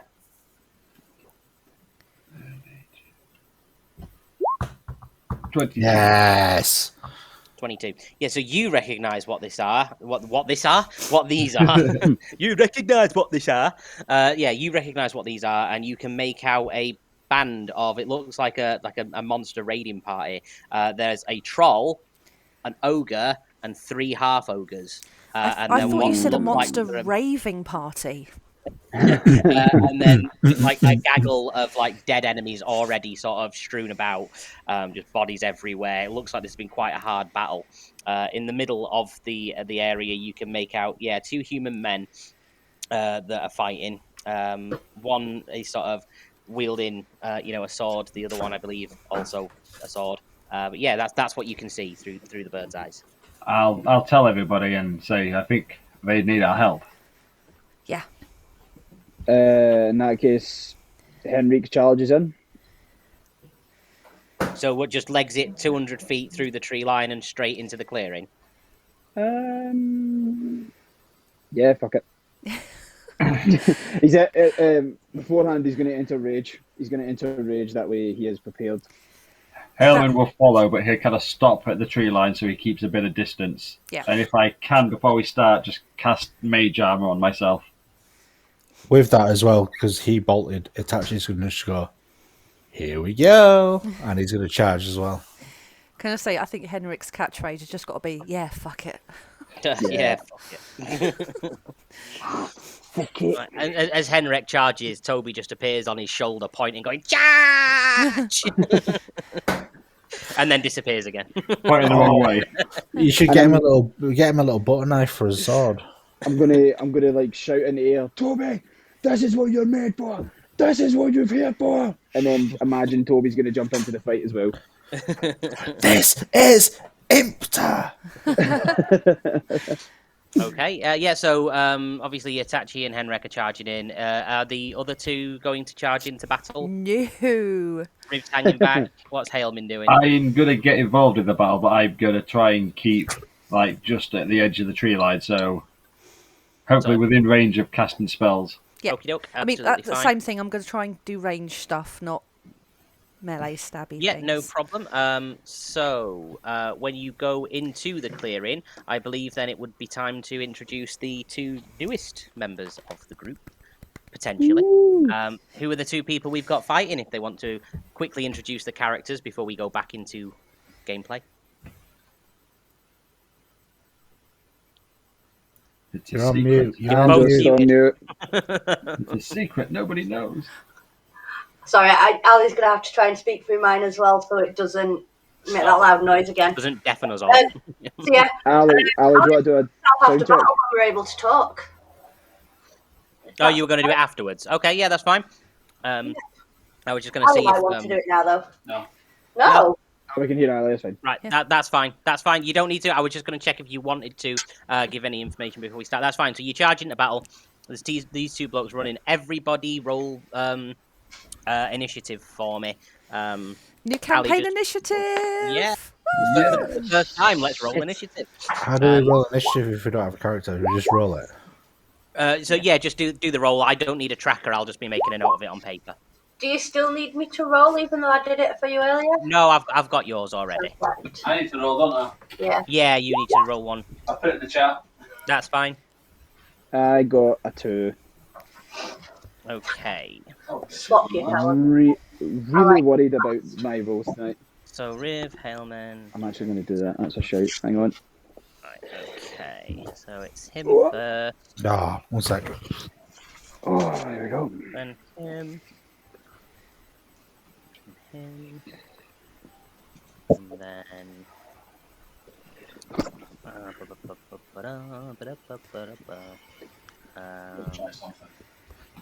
Then it's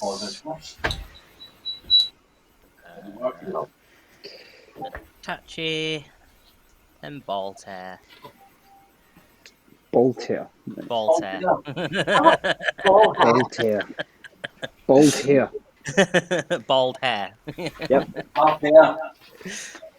Baltair. And then. God, this is a long initiative list. This is not good. Now what I'll do. Okay. And then Henrik to go last. Oh. Yep. Right, so as you enter the clearing is approximately 100 feet wide. Oh, James isn't here, so we'll have to fill him in on all this later. But the clearing's approximately 100 feet wide with a cave at the far end from the direction that you guys enter. So about 40 feet in front of you and already alerted to Riv's presence is a gang of 3 half-ogres because they heard her stomping through the trees. So they're about 40 feet ahead. No, sorry, we'll make them 30 feet ahead so that you can actually get to them in one turn. So they're 30 feet ahead. Beyond them, another 30 feet away, are the 2 human males that are sort of stood back to back. One fighting a troll and one fighting an ogre. Yep, sorry. Any preference on which one of you is fighting which? I'll let you choose. who's the weakest? That's Who's metagaming. Who's tallest? Who's tallest? Tallest, I believe, is the troll. Let me just check. Right, well, I'm fighting the ogre then. I want to fight the shortest one. I think Henrik's like a good 6'2". Well, ogres are about 8 to 10 feet tall, I think. So ogres are quite tall. But yeah. Anyway, no more metagaming. No more enemy details. If you want to find anything out as a bonus action, you can do a nature check on your turn. But for now, I'll take the ogre. we're gonna launch. No, I meant between the other 2 human males, the new characters, because they're currently stood already fighting you. So I needed to know who was fighting which. Go. Turn it up. Yeah. No, that's control. I can't. Okay, so we're going to launch straight into it then. And first up is actually the troll. And I believe the troll was fighting, was it Baltair? Baltair. Was that who was fighting the troll, yeah? Yes. Yeah. Right, okie dokie. Let me just get my troll's sheet up. See, now that I know that, Okay, it sounds like you won't so say it for the rest of me. the troll, being a little bit of a dick, is going to make a multi-attack. And it makes 3 attacks on its turn. What? What is Baltair's AC? 18. 18. So that's a miss. Again. I need to know whether it hits you or not. So that's a miss. That's a hit. And that's a hit. So it hits you with 2 claw attacks. 4. Where are my d6s? So that's 12 and 9 plus 4, 30. 25 points of slashing damage. Oh, shit. Fucking hell. Wow. 12, did you say? It rolled 25. it rolled real well. 25. Yeah, that was it's two separate attacks though. It was like a 12 and I'm already scared. yeah, Fuck. a 12 This and is a gonna be 13. this fight is going to be brilliant. I told you it was getting more difficult. I was not lying. Nope. First up is Hailmin next from the party. After saying that, Hailman is literally just going to Gonna throw really get stuck in. he's going to throw a fireball at the troll. A firebolt. Okay. Which At is the a troll. 13. I believe that is that's a miss, I'm afraid. Yep. No worries, and he's just going to stay in the tree line, but ready to Yeah, act. no problem. Absolutely fine. These are some tasty boys. Next up is the ogre, who is going to take an attack at the other human male. Now, this guy only gets one hit. He only gets one hit. Thank God. What's your AC, Angela? 15, 15, right? Yeah. Okay. Oh, well, that's a critical one. So it is going to inadvertently hit its mate on the other side of you. And it's going. See, the enemies are penalised just the same as the party. Let me get my let me get my d8s I out. thought 1 the same second. thing. Gosh, you did, you dirty person. So that's he's hit his mate for 15 points of bludgeoning damage. Just Thank adjust God. that. So okay, that's fine. Next up is Itachi. Okay, so how far am I So from them? 30 feet in front of you, you've got a party of 3 half ogres, and then 30 feet beyond them are the other people fighting the bigger enemies. Right, so I'm going to... It's hard to think about without a map. So is it like 1, 2, 3, so I can hit the one in the middle? You can hit any of those 3. So you can move sort of wherever you want within your 30 feet, and you're inside a 100-foot clearing. So you can just go around them. We're not doing it in terms of like little 5-point squares. If you want to run around them, you'll be sort of on a level with them, but not engage with them. I mean, obviously they'll probably come for you because you're stood next to them. But you can attack whichever of the 3 that you want. No, I'm going to go for the one in the middle. Straight for the one in the middle, yeah, absolutely fine. I'm going to throw a one-handed attack in there. Okay, so you've charged up, and a critical one. And I'm sure I've got something about that can... Ah! I don't think Nobody's you've around got you. anything that mulligans have won, but there's nobody around you. So I pull out the sword and go, woohoo! Basically, you sort of lunge forward with your sword, but you sort of lose your grip on it, and it slips out of your hand. So your sword just sort of falls and embeds in the ground.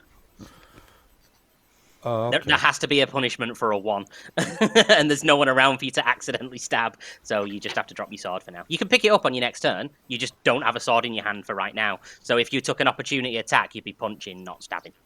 Okay, so can I use action surge to pick it back up? Yeah, you can use Can your everyone action hear and see surge, me? use that as an action to pick it back up. That's absolutely fine. Pick it back up, I'm going to do like a defensive stance. And just Just like fucking. Ooh, that's something I dickheads. wanted to address with you actually, because you've got a shield as well. Yep. Now, your shield, if you want the extra 2 AC for it, has to be equipped on one arm, right? Yep, So I if can you've got only your attack sword, single-handedly. yeah, you can only attack single-handedly, and if you want to use magic, you have to put your sword away because you've got to cast it. So you need something to cast it with, unless it's just a speaky spell, which is, I think, does it a somnal one that just has a V for voice, so you just talk the spell out. Yep, pretty much. Because most mages require like some sort of focus, like a bard, they play their music through their instrument, so they have their instrument equipped in their offhand. That's how bards cast spells. Yeah, it's like Hexblade's curse. It's like I speak or I point, so I can still hold a sword and point the finger out while I'm holding it. In theory. Yeah. So yeah, I've done that. I've got my sword and my shield, and I'm just sat there waiting, and that's my turn done. Yep, that's fine. Because I fucked up. Well, you blame the dice gods. Next up is Baltair. Baltair, right. Not Baltair. I'm going to rip Bolt out. the Celtic. tree slightly and heal up.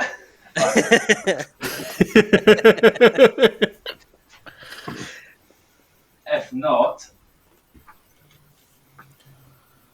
do you know what? I'm going to cast Ard, which is a DC 12 save. What save? DC 12. Wisdom. Wisdom save. Yep. And is that just on target, or is it an area of effect? The first 2 creatures hit within the area must make strength saving throw against your sign save DC. Okay, so what's the area of effect on it? Because if it's bigger than 10 feet, it'll get both enemies. 15 feet cone. So it'll get both enemies then, and won't go far enough to hit Fuego on the other side. So strength save against a DC 12. I think they've both got fairly high strength, to be honest. But let's have a quick look. Yeah, so 22 and only an 11. So you do hit the ogre. So the one that's in front, the one that's on the other side takes the blast. Yeah, well, see if the creature is knocked back 10 foot or is not prone.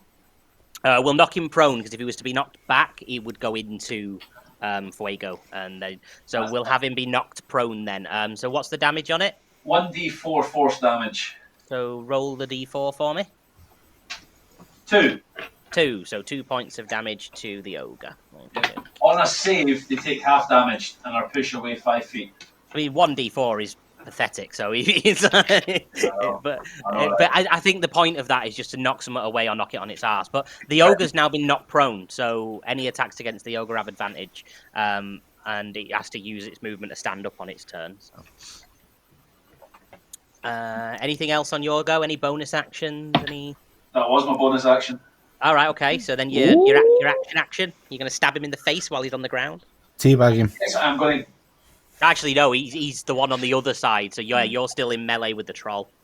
Yeah, I'm going to take a risk and just try and slash him with my longsword. The one on the ground or the troll? The one I'm in closest. The one you're in combat with is the troll. The ogre is the one that's on the ground on the other side. I'll take out the troll. Have a swing at the troll. Okay, yeah, roll your attack. That's a 17. That hits. Which now get my fucking dice. 1d8 plus whatever, yeah? Yep. I assume it was a one-handed swing, not a two-handed swing. Yes, just a one-handed. Which is a 4. So 4, and is that including your strength modifier? Oh, forgot to include that. Plus 2, 6. So 6. Okie dokie. 6 points of slashing damage on the troll. Yeah, that's absolutely fine. Next up, then, would be Riv. I have just realised I'm missing a spell. What spell are you? Oh, yeah, it's not an active spell. I have to add it later. It doesn't get put on when you do the level up. I have to add it individually to your sheet. Is it invisibility that you were looking for? No. The one that goes with Shadow Touched. Yeah, you get invisibility and then one other spell. What was the other spell you decided on? I'm going to go with Ray of Sickness. Ray of Sickness. It's another great range. It's another great ranged spell. So. Right. Let me just see if it'll let me add it as a drag and drop. Ray. What a tune. It should let me do it as a drag and drop for you. Accept and drop. Does it add itself automatically? Yes. Yeah, there you go. I can see it. There you go. Sorry, Awesome, I forgot to thank do that you. earlier. No, that's fine. I'm looking at going, I know I've got sleep, but I'm sure there was another one, so that's brilliant. Yep. So I am going to use this. Now let's have a look. So ranged spell attack. Now what have we got? So Bolter is engaged with a troll. Yep. And there's an ogre that's downed. Yeah, on its arse in front of Fuego, and then Itachi is stood in front of 3 half ogres. 3 half ogres. Do I have a clear line of sight against any of them? You can get one by just going around. Yeah, like you can have a clear shot. Two of them aren't currently engaged with anyone. They're just sort of stood right near him. Okay, so I'm gonna hit one of the ones that isn't engaged at the moment. Just try and take them out. So I'm gonna use my Ray of Sickness. Okie dokie, yeah. Damn, son! First time rolling that one as well. Pretty sure that'll hit. That was loud. Sorry. Is it the first time you're using that one, Cat? Yeah, so roll the damage. Headshot. Do it. Oh! DC 13 save against the. What, is it half damage on a save? Hang on. Well, they failed anyway, so it's full damage Yeah. either or. So yeah, and that's just on one target, yeah? Yes. Okay. Jim's attacking the middle one, so we'll say. Do you want to go for the one on the left or the one on the right? The one on the left. One on the left. Okay. Just to clarify why she's doing that, Itachi's like, he's just going to go. As if to say, oh. So yeah, that half ogre is really not looking very well. Oh, it's not dead yet. Ooh, Tasty. These boys are tasty, by the way. you can eat them when they're dead. Yeah, he's really not looking very well. So, as always, when Riv learns a new spell or is good at a spell, she's going to immediately look at Hailman and just be like, Any bonus actions for Riv there? no. I think I'm just going to hide again. Just going to hide again. So hide Can you is a not bonus action. disengage? She doesn't need to. She's Oh, yeah, she's distance, yeah. Yeah. It's ranged spell attack. So yeah, that's fine. Next up is Fuego. Oh, hello. You get a go, and your adversary's on his arse in front of you. So, I get bonus. Pokey, pokey. you get advantage on your attack. Yeah, same thing. Bonus advantage. I am going to. Don't really have much. I'm just trying to see what's not a ranged attack. I seem to have all range. You can move have a away for dagger. free with him. You can move away for free with him being prone. You can't get an attack of well, he can get an attack of opportunity at disadvantage, but that's not going to hit you. In fact, no, I'm going to say you can't attack because he uses a great club, and there's no way you're swinging that from the floor. Okay, well in that case, I'm going to move back. Yeah, you can move 30 feet back. Yeah. And I'm just going to try a firebolt at him. Is that Okay? range? Yeah, range spell attack. We'll give it advantage as well because he's led down, so he's not going to be 21 dodging. then? So that'll hit. Yeah, so 21. roll the damage. 9. 9 points. Of So we've got fire. 3 firebolts on the team. Nice. So does that roll it? Oh yeah, 'cause it's not a natural, is it? Yeah, carry on. Yeah. So you've done 9 points of fire damage. Any bonus actions for you? No. No, nothing at this moment in time. Okay, so it's the party of half ogres now. All three Have I of had my whom. shot? You're last. You got a 2. Oh no, it was just in case. I thought it went all back to. No, That's you're dead last. I'm going to do the party of half ogres all at once, and because they're all stood right next to Itachi, they're basically all just going to surround him. And rules of surrounding: if one enemy is engaged by 3 enemies at the same time, they all have advantage on their attack rolls. Did you get that from Duck League? I did, yes. I'm really learning as I go. Like I pick up rules from watching other D&D stuff, rules I didn't know existed. I think that's that guy. I think that's that DM's homebrew rule, but I think it's a really good rule. I mean, it would count. I mean, you're not going to be doing much dodging if you're surrounded by 3 enemies. Yeah. But I mean, we'll just see how they roll. They're all going to make one-handed battle axe attacks, not 2. So that is a miss.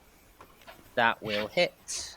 That will miss. So yeah, they all just take the 1 attack. Only 1 hit because of Itachi's absurdly high AC, which is going to do him a lot of favors and protect him a lot in the coming fights because it's quite hard to hit on a 19. So their damage is we've got. Just a 1 hit, so 15 points of slashing damage. Now it's Henrik. Okay. Henrik is going to see the success Riv had with her new spell, and he's going to try his Javelin of Lightning. So it's obviously roll the attack. But see, do I get a +2 to it because I'm rage, or is that just +2 to the damage? It's rage damage is +2 to any damage that you deal. Right. Okay. So I'm going to guess a 3 is not going to make a difference. So No, that's not going to hit anything. But have you read how Javelin of Lightning works? no, like I knew it was like once you throw it. No, so you throw it and then it does something if you miss. Right. Okay. So, Javelin of Lightning Bear with me 1 second. I skimmed over it. Hang on, I'll see if I can get it. So, when you hurl it and speak its command word, it transforms into a bolt of lightning, forming a line 5 foot wide that extends out from you to a target within 120 feet. Each creature in the line, excluding you and the target, must make a DC 13 Dex saving throw, taking 4d6 lightning damage on a failed save and half as much on a successful one. The lightning bolt turns back into a javelin when it reaches the target.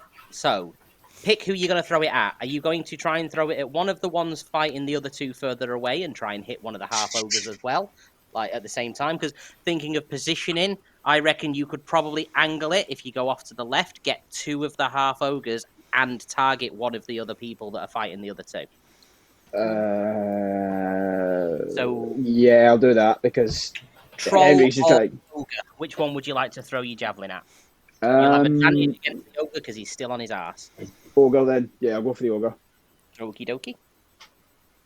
Because I think technically the rule's supposed to be ranged attacks on people on the floor are disadvantaged, but this guy is fucking huge, so you'll still be able to see him quite easily. So I'm still giving it the same advantage rule. Make your ranged weapon attack against the ogre just to see if the javelin's going to hit him. Right. Okay. So that is 19. So yeah, that's definitely going to hit. So you need to roll 4d6. 4d6. Okay, hang on. So that's a 1, a 5, a 3, and a 5. So that's 14. 14. Okie dokie. So they did save, so they only take half the damage. Jesus. But so as it sort of crackles through and sort of rips towards this ogre that you've targeted, you see the one that had been sort of hit with a ray of sickness sort of starting to drift on his feet. So yeah, I mean, just describe how the lightning kills him. It literally just kind of goes right through him, and then just leaves a big kind of like hole in the middle, crack, like that kind of singed hole through the middle, and then it just collapses to the ground. Okay, so that's one half ogre down. Another one that's taken a little bit of damage. He's looked better, but he's looked worse. Now roll the javelin damage for the ogre. Oh, the javelin damage, that's a 1d6, isn't it? I cannot honestly remember off the top of my head. Hang on. Let me check. Yeah, 1d6 plus your strength, because it's a strength thrown weapon. Has Callum gone? It's refreshing. Yeah, it's refreshing.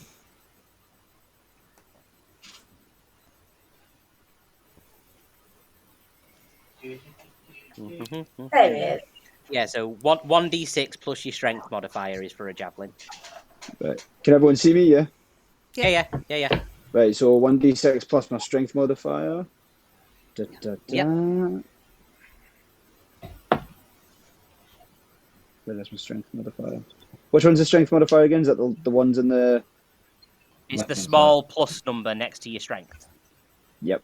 I just can't see it. What's Henrik's strength? Strength is 19. Oh, it's a 4. Right. You'll have a plus 4, yeah. Yep. So that is 10. So a 6 plus 4 is 10, plus 14 from the lightning damage is 24. Yep. The ogre is looking bloodied. Oh, bloodied. And in that case, for my movement, I'm gonna. Oh, that's a +2 as well for the rage.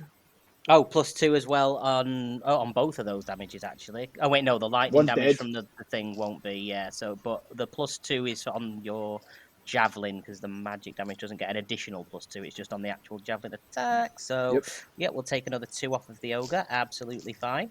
Yep. And then I'm gonna move up to where Itachi is, and yeah, that'll be me. That's all I can do. Yeah, absolutely fine. And then that takes us back round to the top of the initiative order, which brings us back to the troll.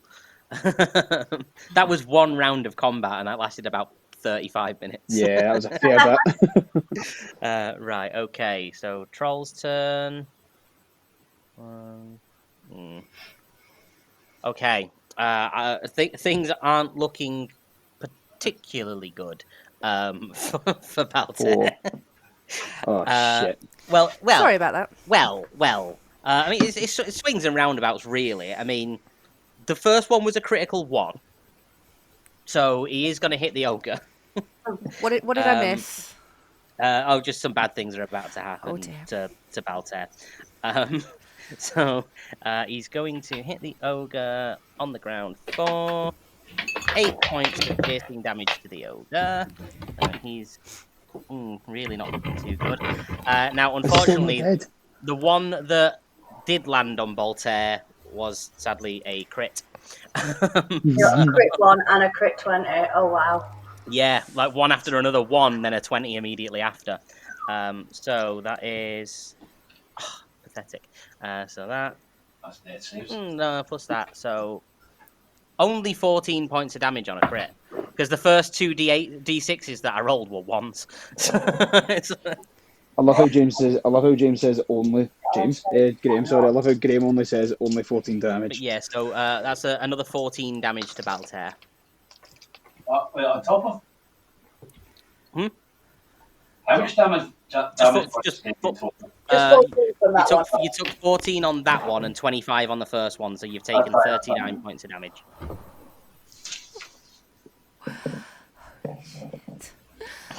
I mean, imagine we didn't help these guys.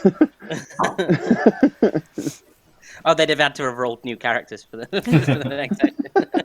Imagine we walked by them. But yeah, that's it for him. So it's Hailman next. Hailman's going to look at Riv and be like, I will point out retreat is always an option. It's like, the new people can choose to run away as well. Like you don't have to stand and keep fighting. I said Hailman was going to look at Riv and say, "What do you think we should do?" Can I message both of them and just be like, "This is not going good, guys. We're here to support you, but we can't do much. Run away, quick! Come on, run away." Yeah. Yeah, and then we'll leave it up to them as to how they respond. And then he's just going to throw a firebolt at the troll again, which is another 13. So I'm guessing that misses again. Another miss, unfortunately. He's going to send Aldeon forward to. He's got 60-foot fly speed, so he's going to hold his action. He's going to move 30 feet to distract the enemy that Itachi's facing. Okay. Use flyby and then come back to Hailman if he can, please. Yeah, absolutely fine. Not a problem at all. That gives Itachi advantage. Quick question, Graham. Yeah. Has Toby seen what we're all doing?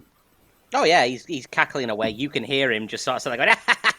Oh, so he's not getting involved. Okay. Oh no, he's not your friend. At the minute, he thinks it's hilarious that you're all getting beat up. Oh, okay.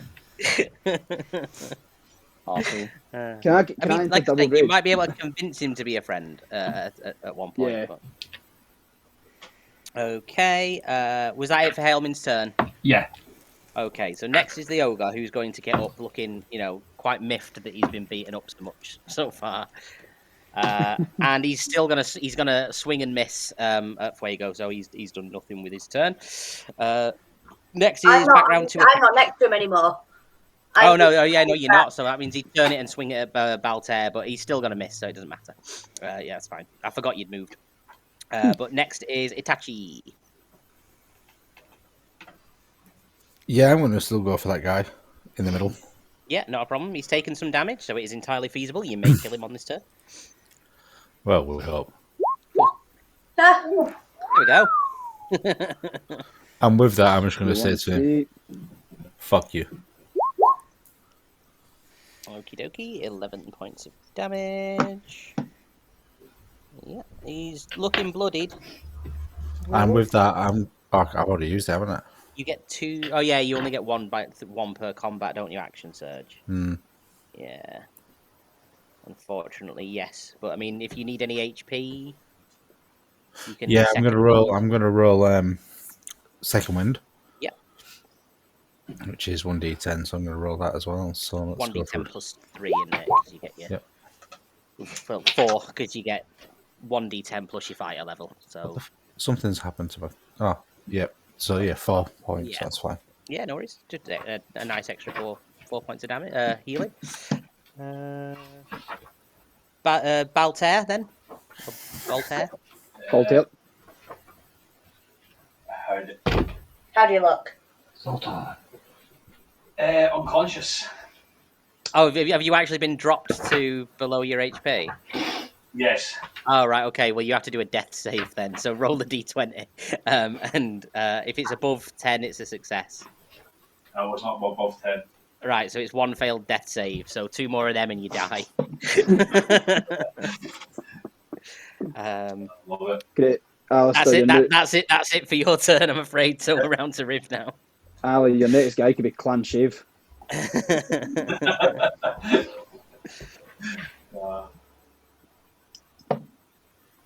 Clan Shaving. I can't hear you, Cat. Sorry, I was muting. Right. I'm gonna use Firebolt. Yeah. How many have we got left? Is there one that's looking particularly ropey? There's a half ogre that's looking quite worse for wear. The ogre's looking quite injured as well. And there's another half ogre that looks fine, and a troll that also looks fine. Let's aim at the troll. Okay. So, oh no, not from there. 23. Yeah, that'll hit. I like to look at Rev's character sheet. For 10. 10 points of damage. Absolutely fine. Okay. Yeah, that's fine. 10 points of damage dealt to the troll.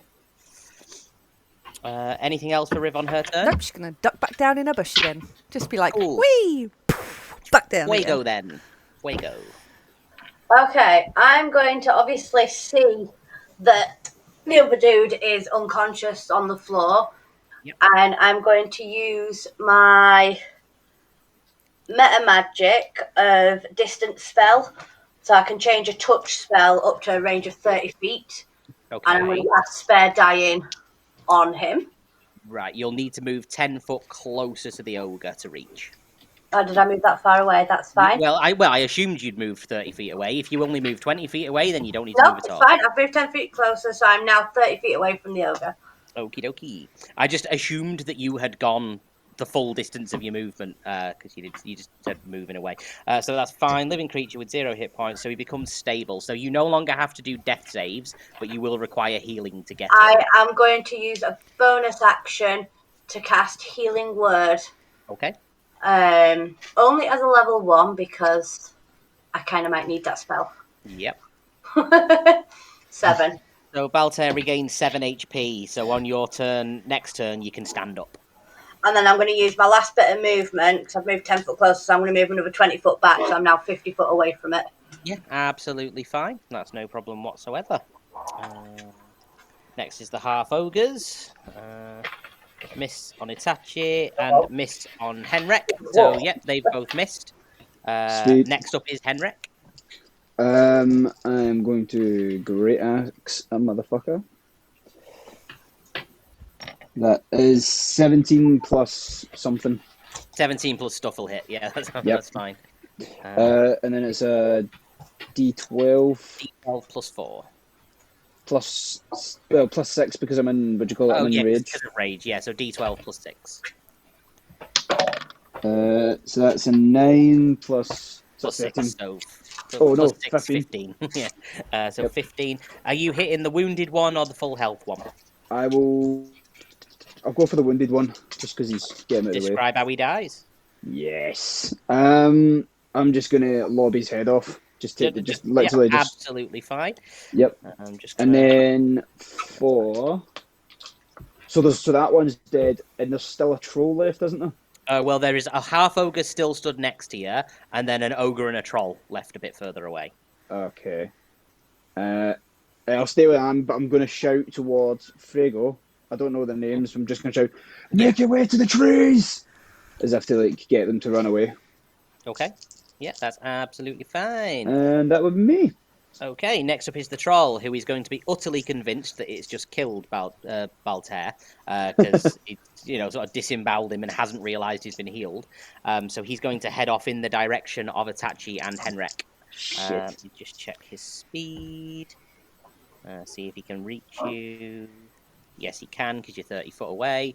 So it's going to come and join the fight with you, and it's going to take its 3 attacks at Henrik. Brilliant. So what's Henrik's AC again? Is it 13? 13. Yep. So that's a dirty 20, a dirty 26, and a dirty 14. So they all hit. Oh dear. Right. So Run away. it's going to bite him first for 6 points of piercing, halved to 3 because of rage. Yep. So that's 3. And then 9 points of slashing, halved to 4.5, rounded up 5. So 8 points of damage total. 3 piercing, 5 slashing. Yep. Okay. Is that it? Yeah, that's it. That's all he's doing. Oh. When you're raged, you should really be tanking the fights because you take half damage from everything. But yeah, Hailman would be up next if there's now else that Henrik can do on his turn. So, Wait. seeing Henrik get hit, Hailman's going to step out from the tree line. I don't think I can reach him, can I? You're 30 feet ahead. You're 30 feet away, so... No, I'm 25 feet, so I can't quite make it. He's I couldn't do maths for a second, though. going to send Aldeon on to give Henrik advantage for when he retaliates, and Henrik's just and Hailman's just going to launch another firebolt at the troll. Yeah, come on, my dude. Which is a 12. And that'll miss. Okay. Ogre's turn. I believe he will probably start chasing after Fuego, because they are pretty stupid. He can move 40 feet, but you're 50 feet away, so he ends up 10 feet away from you. He does have a ranged javelin attack, though, so he's going to lob a javelin at you. Oh, shit. And miss, so that's absolutely fine. And back to Itachi. Itachi, the enemy you were stabbing before you briefly disappeared, Henrik's lopped its head off, so now there's just one half ogre left fighting you, the two of you. Oh, and a troll, because he turned up. Take out the half orc, please. Take out he the thinks half orc. Baltair is dead, so he's left Baltair and came after Henrik and you. But you went for Henrik, so yeah, you're currently sort of stood next to a half ogre and a troll. Okay. 1 second.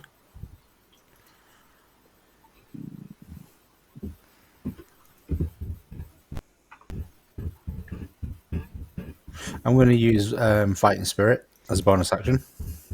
Okie dokie. Which gives me proficiency and, whatever. Is it advantage on attacks? Yeah, advantage on attacks. And 5 temporary HP as well, I believe. Yep. And I'm going to look at that big bastard that turned up, and I'm just going to go for it. Yep, go for it. That'll hit. Yeah, boy. 5 points of slashing damage. Nice. Okie dokie. So, yep, you've just stabbed a troll in the butt. That's absolutely fine. Baltair, now with 7 HP-ish. I think I'm going to take this chance now that I'm not on comp. Well, retreat slightly and heal up. Okay, yeah, go for it.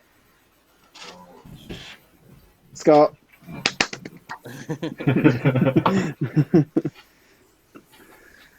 So, are you healing with one of your potions?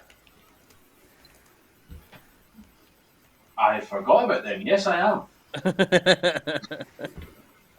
I'm going to, which is, where's my D6? Yeah, it's scroll. It's my potion called Swallow. I heal 1d6 plus my Constitution modifier at the end of my turn for 4 turns. Yep, so you're going to neck that. If you just roll the 1d6 now, and that'll be the amount that you heal each turn. That's fine, that's 3. So 3 plus Constitution? Constitution is 3. 3, so 6. Or is it 3? Is it 3 plus 3 or 3 plus 0? 3 plus 3. 3 plus 3. So you heal 6 HP per turn for 4 turns. Yeah. So at the end of this turn, 6 HP. And then at the end of your next 3 turns, another 6 HP, yeah? Yes. Cool. That's absolutely fine. Is that it for you? Any ranged attacks? Or is that an action or a bonus action to neck that? How? What's the distance between me and the closest enemy? That would be the ogre, which is about 30 feet 30 from foot you. away. That's too far away. I will get out my hand crossbow Mhm. and fire it at the ogre. Okie dokie. Ranged weapon Hi, attack. you just tried to kill me. I'm going to shoot you in the ass so you can come and kill me again. Alright, D20 else, D20.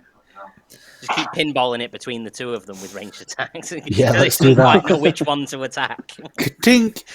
And Ogres every are time we do it, we'll just go, Well, that's a 6, so nothing. 6. No, that'll miss sadly. Okay. That it for Baltair. Yeah, leg it. Riv. Just a quick question before we throw the cat. They came from a cave, didn't they? They did. Right, go. Riv again is going to message everyone. I think we should run. Anybody want to respond? Because you can reply to message by saying, "But we've got them on the ropes." So I'm gonna say to them, kill them, loot them. I don't like this. But then I'm going to firebolt. What have we got left? We've still got the troll left, haven't we? There's a half ogre, a troll, and an ogre. I'm going to firebolt the troll. Okay. Oh, Jesus. Hot dice. Very hot dice. Roll the damage. Yeah. Riv is on a fucking, well, almost Is, on roll. is Scott still there and just turned camera off? Nope. Can anybody else see Scott? No. No. Scott's casted invisibility. That's role playing to a whole new level. I put vanished. Vanished. Vanished. I've not even started my birthday drinks yet. Right. Hopefully he'll see that. Right. Okay. So, can I just describe what's going to happen there? Is 3 points. Sorry. so what's actually happened is Riv has made a pinpoint accurate strike and burnt its eyebrows off. Okay. In fact, 1 second. why so serious? No, it's all right. Somebody let Scott know in the Facebook chat that he's vanished because I don't know if he actually knows. Next up is Fuego. Oh, it's me. I am going to head 30 feet toward. Is it 30 feet? Is that what my movement is? I just kind of assume. Yeah, roughly. Yeah, 30 feet. I'm going to head 30 feet towards the tree line. He's BRB. 30. And I am going to fire at the ogre. Yep. A magic missile. So that's 3 lots of damage in it because that hits him all 3 times. There's no saves. He can't cast spells, so he doesn't know shield. Missile. Describe how he dies. Yes. By 3 missiles. One circles around the back and up his bum. The other one goes up his nose, and the other one just like skims past his ear. So it's not like that scene from Platoon where the guy's just like, ugh, ugh, ugh. That's how I think the missiles just fill the holes. That's fine. So the ogre drops dead. So yeah, we've got a troll and a half ogre left. The half ogre is next and is currently still taking swings at Henrik. So 10 plus. Oh no, as if you're hitting that 20. 5. No, it's a. I'm just trying to wind him up. Shush. 10 plus 5, so 15. That'll hit, and it's grasped its battle axe with a second hand, and he's going to swing a bit harder at you. Can you do that? Did I set aside 2 d10s? Yes, I did. Okay. So is it 15 plus whatever this is? No, 15 was to hit, so this is. Oh, okay. 11 plus 3, 14 points of damage halved, 7 points of slashing damage. Scott's back. Yay! Safeguard. Riv did another amazing firebolt. Look at that. 25. Yeah, critical hit for 3 damage. Oh, still proud. I burnt his eyebrows off. We are changing Henrik. Riv's name to John Wick. Henrik is up next. There's no dog, Henrik. You can't change it to John Wick without a dog. True. So The one that's just walked up to us, what is that again? A troll? That's the troll that's fighting Yeah. you at the moment. Yeah. I'm gonna go for him. Currently, both of the enemies are engaged with Henrik. Oh, great. Yeah, I'll Drill him. go for the troll. Go for the troll. Yeah, That is an 18. that hits. So So D12 plus 6. D12 plus 6. 10 plus 6, 16 plus 2, that's 18. 16. No, I added the 2 for the plus Oh, okay, 6. sorry. It's plus, Sorry. plus 4 Oh, plus yeah. 2. Yeah. Yeah, What was that? 16. I've lost count now. 16. Yeah. Yeah. So. Okie dokie. We are back round to the troll. Who is going to again take all 3 swings at Henrik because he's just axed him in the, I assume the neck. gonads or in the neck. So that's a hit. That's a hit and a hit. So you do take all 3 hits. Yeah, of course I do. No crits though. No crits Oh, magic. though. So that's 7 and 21. 16 points of slashing damage. So 8. No, 16 is it halved? It was 32. Okay. Jesus Christ. Yeah. You really have been helping us out in previous ones, haven't you? Yeah. Wow. Excuse me, I'll be back in 10 minutes and we'll go down and tickle his balls. He comes back and finds he's been insta-deathed. It's like Itachi is now dead. Henrik is not shying away from a fight. No, that's fine. I'm fairly certain Henrik should still be just about on his feet without Meta-in, so that's fine. That's the troll. Hailman, what are you going to do? I moved 5 feet closer at the tree line, so this turn, am I able to run straight for Henrik? And because I'm only 3 foot, is it possible I could maybe slide between his legs so I could share the same space as him? And then I'd like to, if you'd allow that, to cast Burning Hands right in front of us. Let's say do either an athletics or acrobatics. Don't do any balls. Don't fucking nat one. Don't nat one this. Do not nat one this. I will use my racial trait of lucky Yeah, I to was gonna, re-roll. yeah. Re-roll that. Oh god. Oh shit. That's better. He cradles the cup. Yeah, so you know what? Screw it. Yeah, you slide through, and just as you slide through, Hailman sort of wobbles back a bit and steps back onto the space behind him. So yeah, that's fine. And then yeah, you can cast your spell. So that's a DC 12 dex save. Dex save. What's his dex bonus? I was going to have some crystals off. It passes. So is it half damage on a pass or is it no damage? It is half damage, yes. Half damage. So roll the damage. So it would have been 10, so it's 5 points. 5. Absolutely fine. Fire damage. Troll's not looking very well. He's still on his feet. He's still raring for a fight, but he's looked better. Is he the only one left? There's still a half there's- ogre. Yeah. Which Itachi should just disband quickly. Well, it is actually Itachi's go because the regular ogre has died, so it is Itachi now.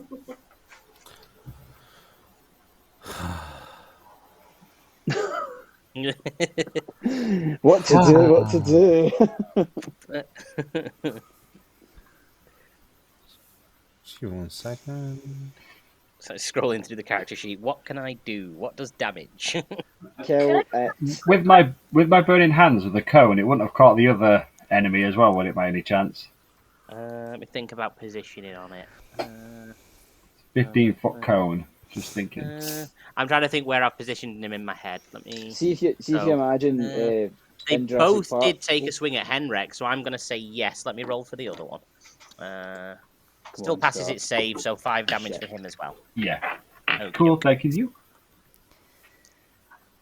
Okay. If you imagine it, see at the start of Jurassic Park where the guy's shouting, "Shoot her!" That's what I'm shouting to Hitachi, like, "Kill it!" And he's going to turn around, look at the biggest thing, and go, "Okay, I'll use fighting spirit again." Mhm. And I'm just going to go for it. I'm just going to go straight in there. Okay.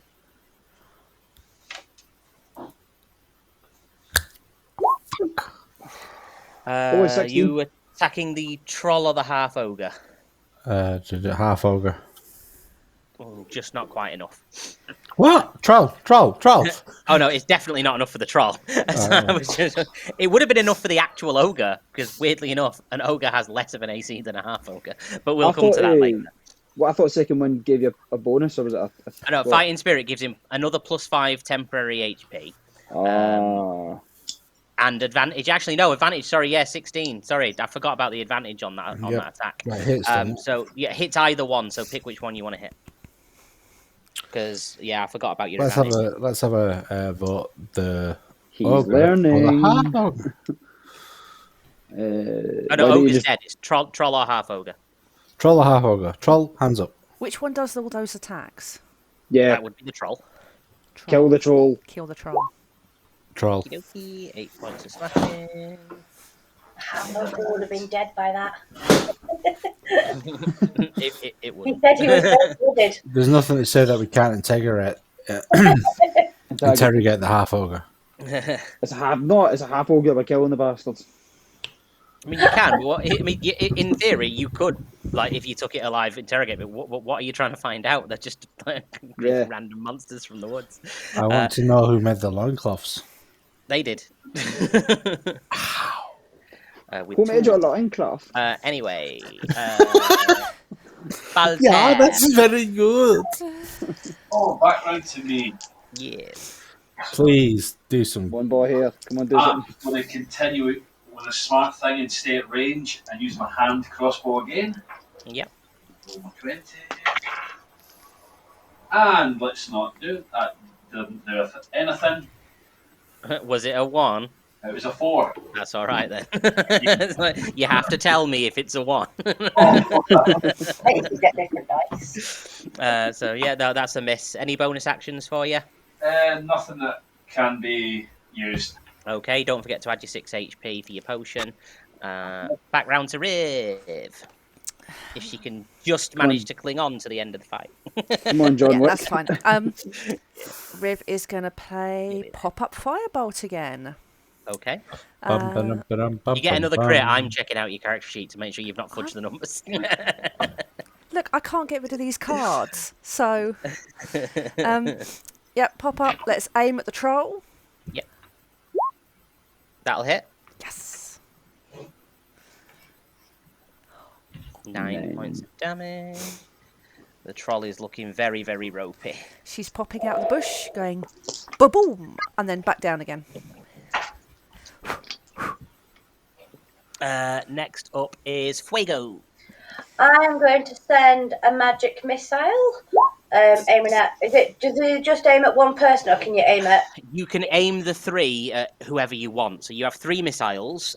Each one will hit whoever you aim it at. So you can send 2 at one at 2 another. 2 at the half ogre, 1 at the troll, please. Okie dokie. So 10 points of damage to the half ogre. He's looking wounded. And 5 to the troll. Yeah, very dicey for the troll. Half ogre is up next. He's going to take. Can I use my movement? Yeah, go on. Sorry. Yeah, I just want to use my movement to join Cat in the tree line. And Riv, I'm just kind of going to look her up and down, like, "Hey there, pretty lady." And she's Like, just be like, on the table, suave, and how you doing? and Riv is just be like, You can't escape this. maximum awkward uncomfortableness. Right. Is that it for Fuego? Yeah. Half ogre's going to go. He's going to swing at Henrik again. That's dirty 23, so that'll hit. Do they have disadvantage because they're surrounded by 3 as well, then, or is it not surrounded?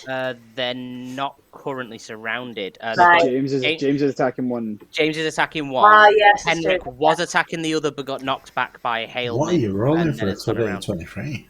So it was a D20, so he rolled a 16, and the half ogres have.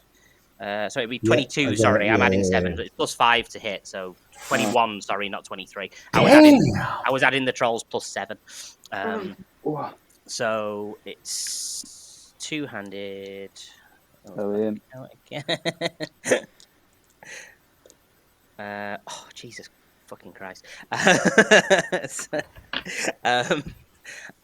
16, so half to 8. Okay. So that is. I keep dropping my pen. Yeah. Go. Is Henrik still on his feet? Yep. He's taken a right beating. Henrik has got the spirit Well, of boy, Rocky in does. him. So what does it take to kill this fucker? Oh, Henrik. No, I'm not actively trying to kill him. These are just the rolls as they come out. No, but it is Henrik's go next. I'm going to try and fucking clock out that motherfucker. Yeah. I'm going to do it as a reckless attack to get a bonus. Yeah. Okay. So yeah, advantage on your attack roll. That's a 7. Higher, please. That's an 8 plus whatever. Nah, I won't make enough. Is it plus 4? Yes. That'll hit. Oh, fucking yes. Is that? It's a 9 plus. Plus 6, 15. Yep. Exactly enough. How did you the ice? So like, I can imagine the two of these guys are like just bloody in front of each other. So Pretty much, one after another, just axe attack after axe attack, one at a time. Henrik's gonna like use the butt of his axe and like smack him in the chin, and then just raise it round and then drop it straight on his head. Just straight down, right in the middle. Will that just cover Hailman in blood? Yeah. Hillman's looking like Kerry. and Riv's going to leap up from a bush and be like, "That's my Henrik," and then leap back down again. And then I'm gonna kick him off Max, and then I'm going to that'll do me because I'm not in combat with the other one. Absolutely and fine. Then I'm going to use my movement, and I'm going to go towards the cave. Okay, yeah, that's fine. Now it's back round to the troll, who is currently looking very angrily, but very, very sad in itself because it's, almost bleeding to death and been burnt quite severely. He's going to take his attacks at Itachi, who was the last one to stick him with anything from melee range. So that'll hit. That won't. And that won't. So just the one hit with his weakest attack. He's going to bite Itachi for 7. So that comes off of your 10 temporary HP points and doesn't actually touch your actual HP. Absolutely not. Yeah. So 7 points of piercing damage to Itachi. Then we're round to Hailman. Hailman is just going to throw. Can I just hold up there? Can he's attacked me? Can I use Hellish Rebuke? Is that not a ranged thing, Hellish Rebuke? Is it not if somebody attacks you from range, you fire a range? It's range 60 feet. So let me just... Critical range 20. Rebuke. 1 second. Let me just look it up. Because you absolutely can. One reaction which you take in response to being damaged by a creature within 60 feet of you that you can see. Surrounded by hellish flames, creature must make a dex saving throw. 2d10 on a failed or half as much on a success. Yeah, absolutely fine. It doesn't say that it needs to be a ranged one. It just has a range, so it's, if anything, within 60 feet of your hit. So yeah, that's fine. So dex saving throw. What is the spell save? So if you click Hellish Rebuke, it'll roll it and then. Yeah, doing so.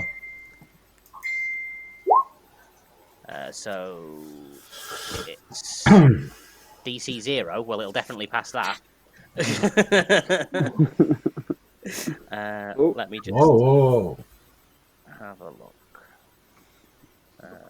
Hellish Rebuke hits straight away, doesn't it? No, it's got to pass a dexterity saving throw to take full or half damage. Because that's how Hellish Rebuke works. You still hit it either way, but I need to find out if he takes full or halved damage. So spell save. Yeah, why does your spell save DC say 0? That's not right. That's my sheet's been playing fuck. I've been able to. I don't know. It's like spell casting ability none. Does it tell? It might tell me actually on your actual description because it's a racial trait in it. It's not a spell. It's like something you get for being a tiefling. So is it under? Should be under. Is it under? No, it's not under. Be on here somewhere.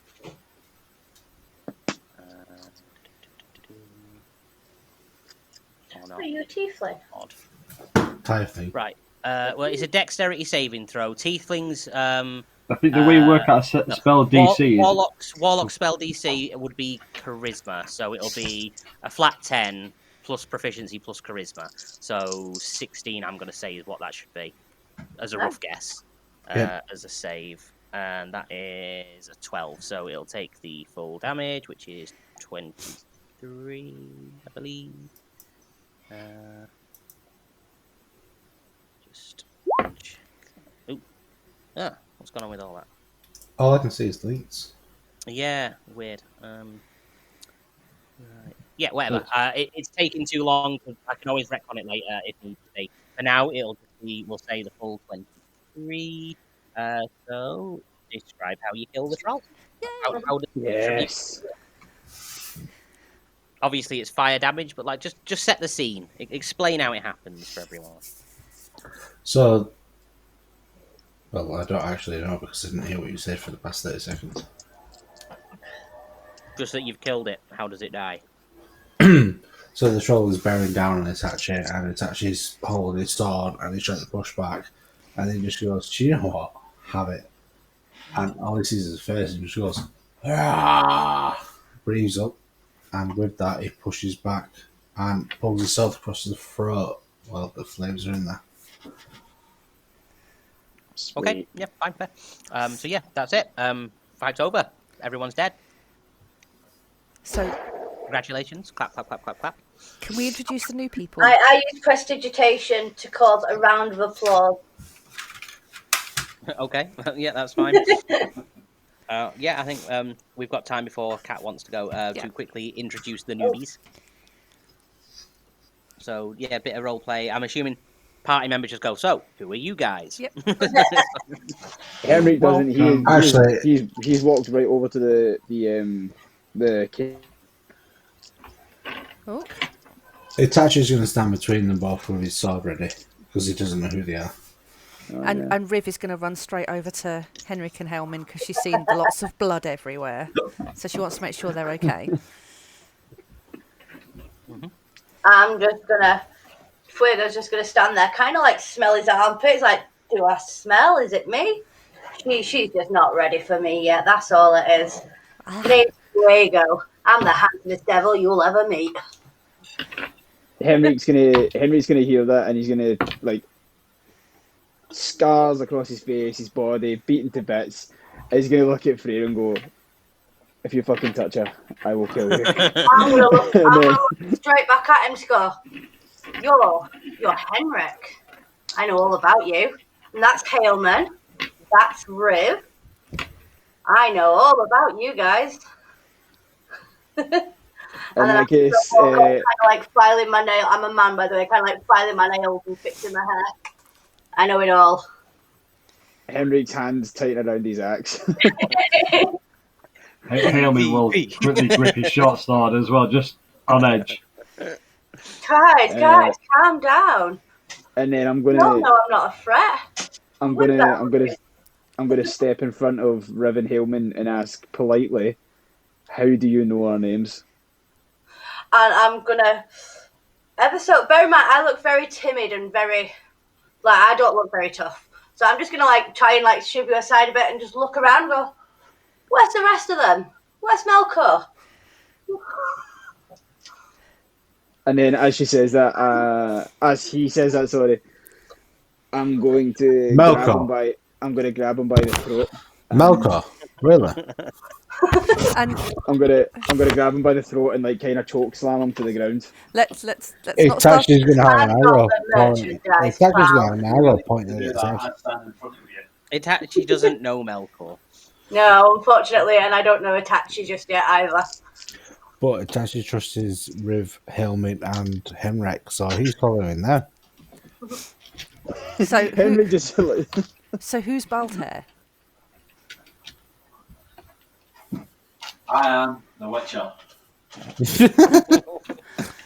Just for your answer. Took a beating. I appreciate it. did you say never beaten there? Took a beating.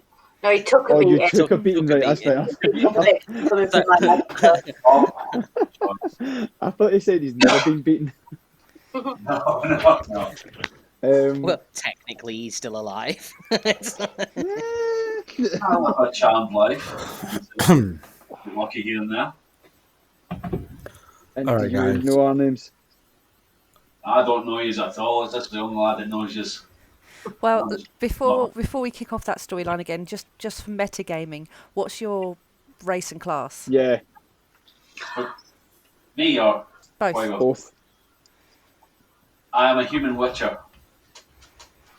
Which? So what, that's obviously not a D&D Alice thing. has got a homebrew class. It's Right, okay. because he's going to be coming and going from the groups. He asked if he could have a homebrew class that'd explain why he was roaming the lands and just being wherever he wants to be.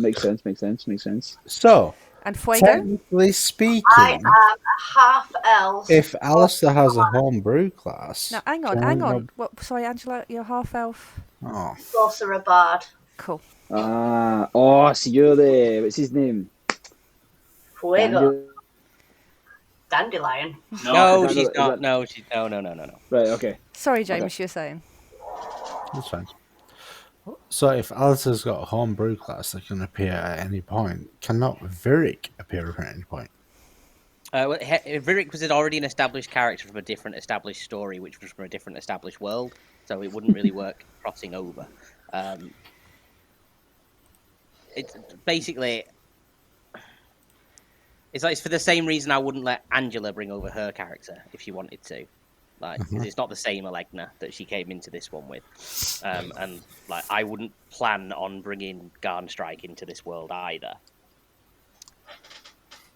Don't cross the streams. Yeah. So if I brought in Jirik, that'd be different. Right.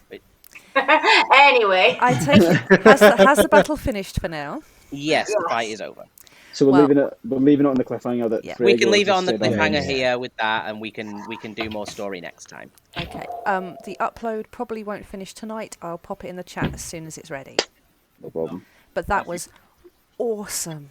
That was good. Good. That was good. Thank you all. Thank you. Not a problem. Not a problem. It would have been harder if people didn't keep throwing fireballs at the troll. The troll, unless it takes fire or acid damage, heals 10 HP at the beginning of each turn. So it would have lasted a hell of a lot longer if people didn't keep fireballing it. If Riv didn't, I don't think I hit it with fireball. If I hit Right. you more damage, Yeah. So it's night. Night, Bye. everybody. Night, everyone. Bye.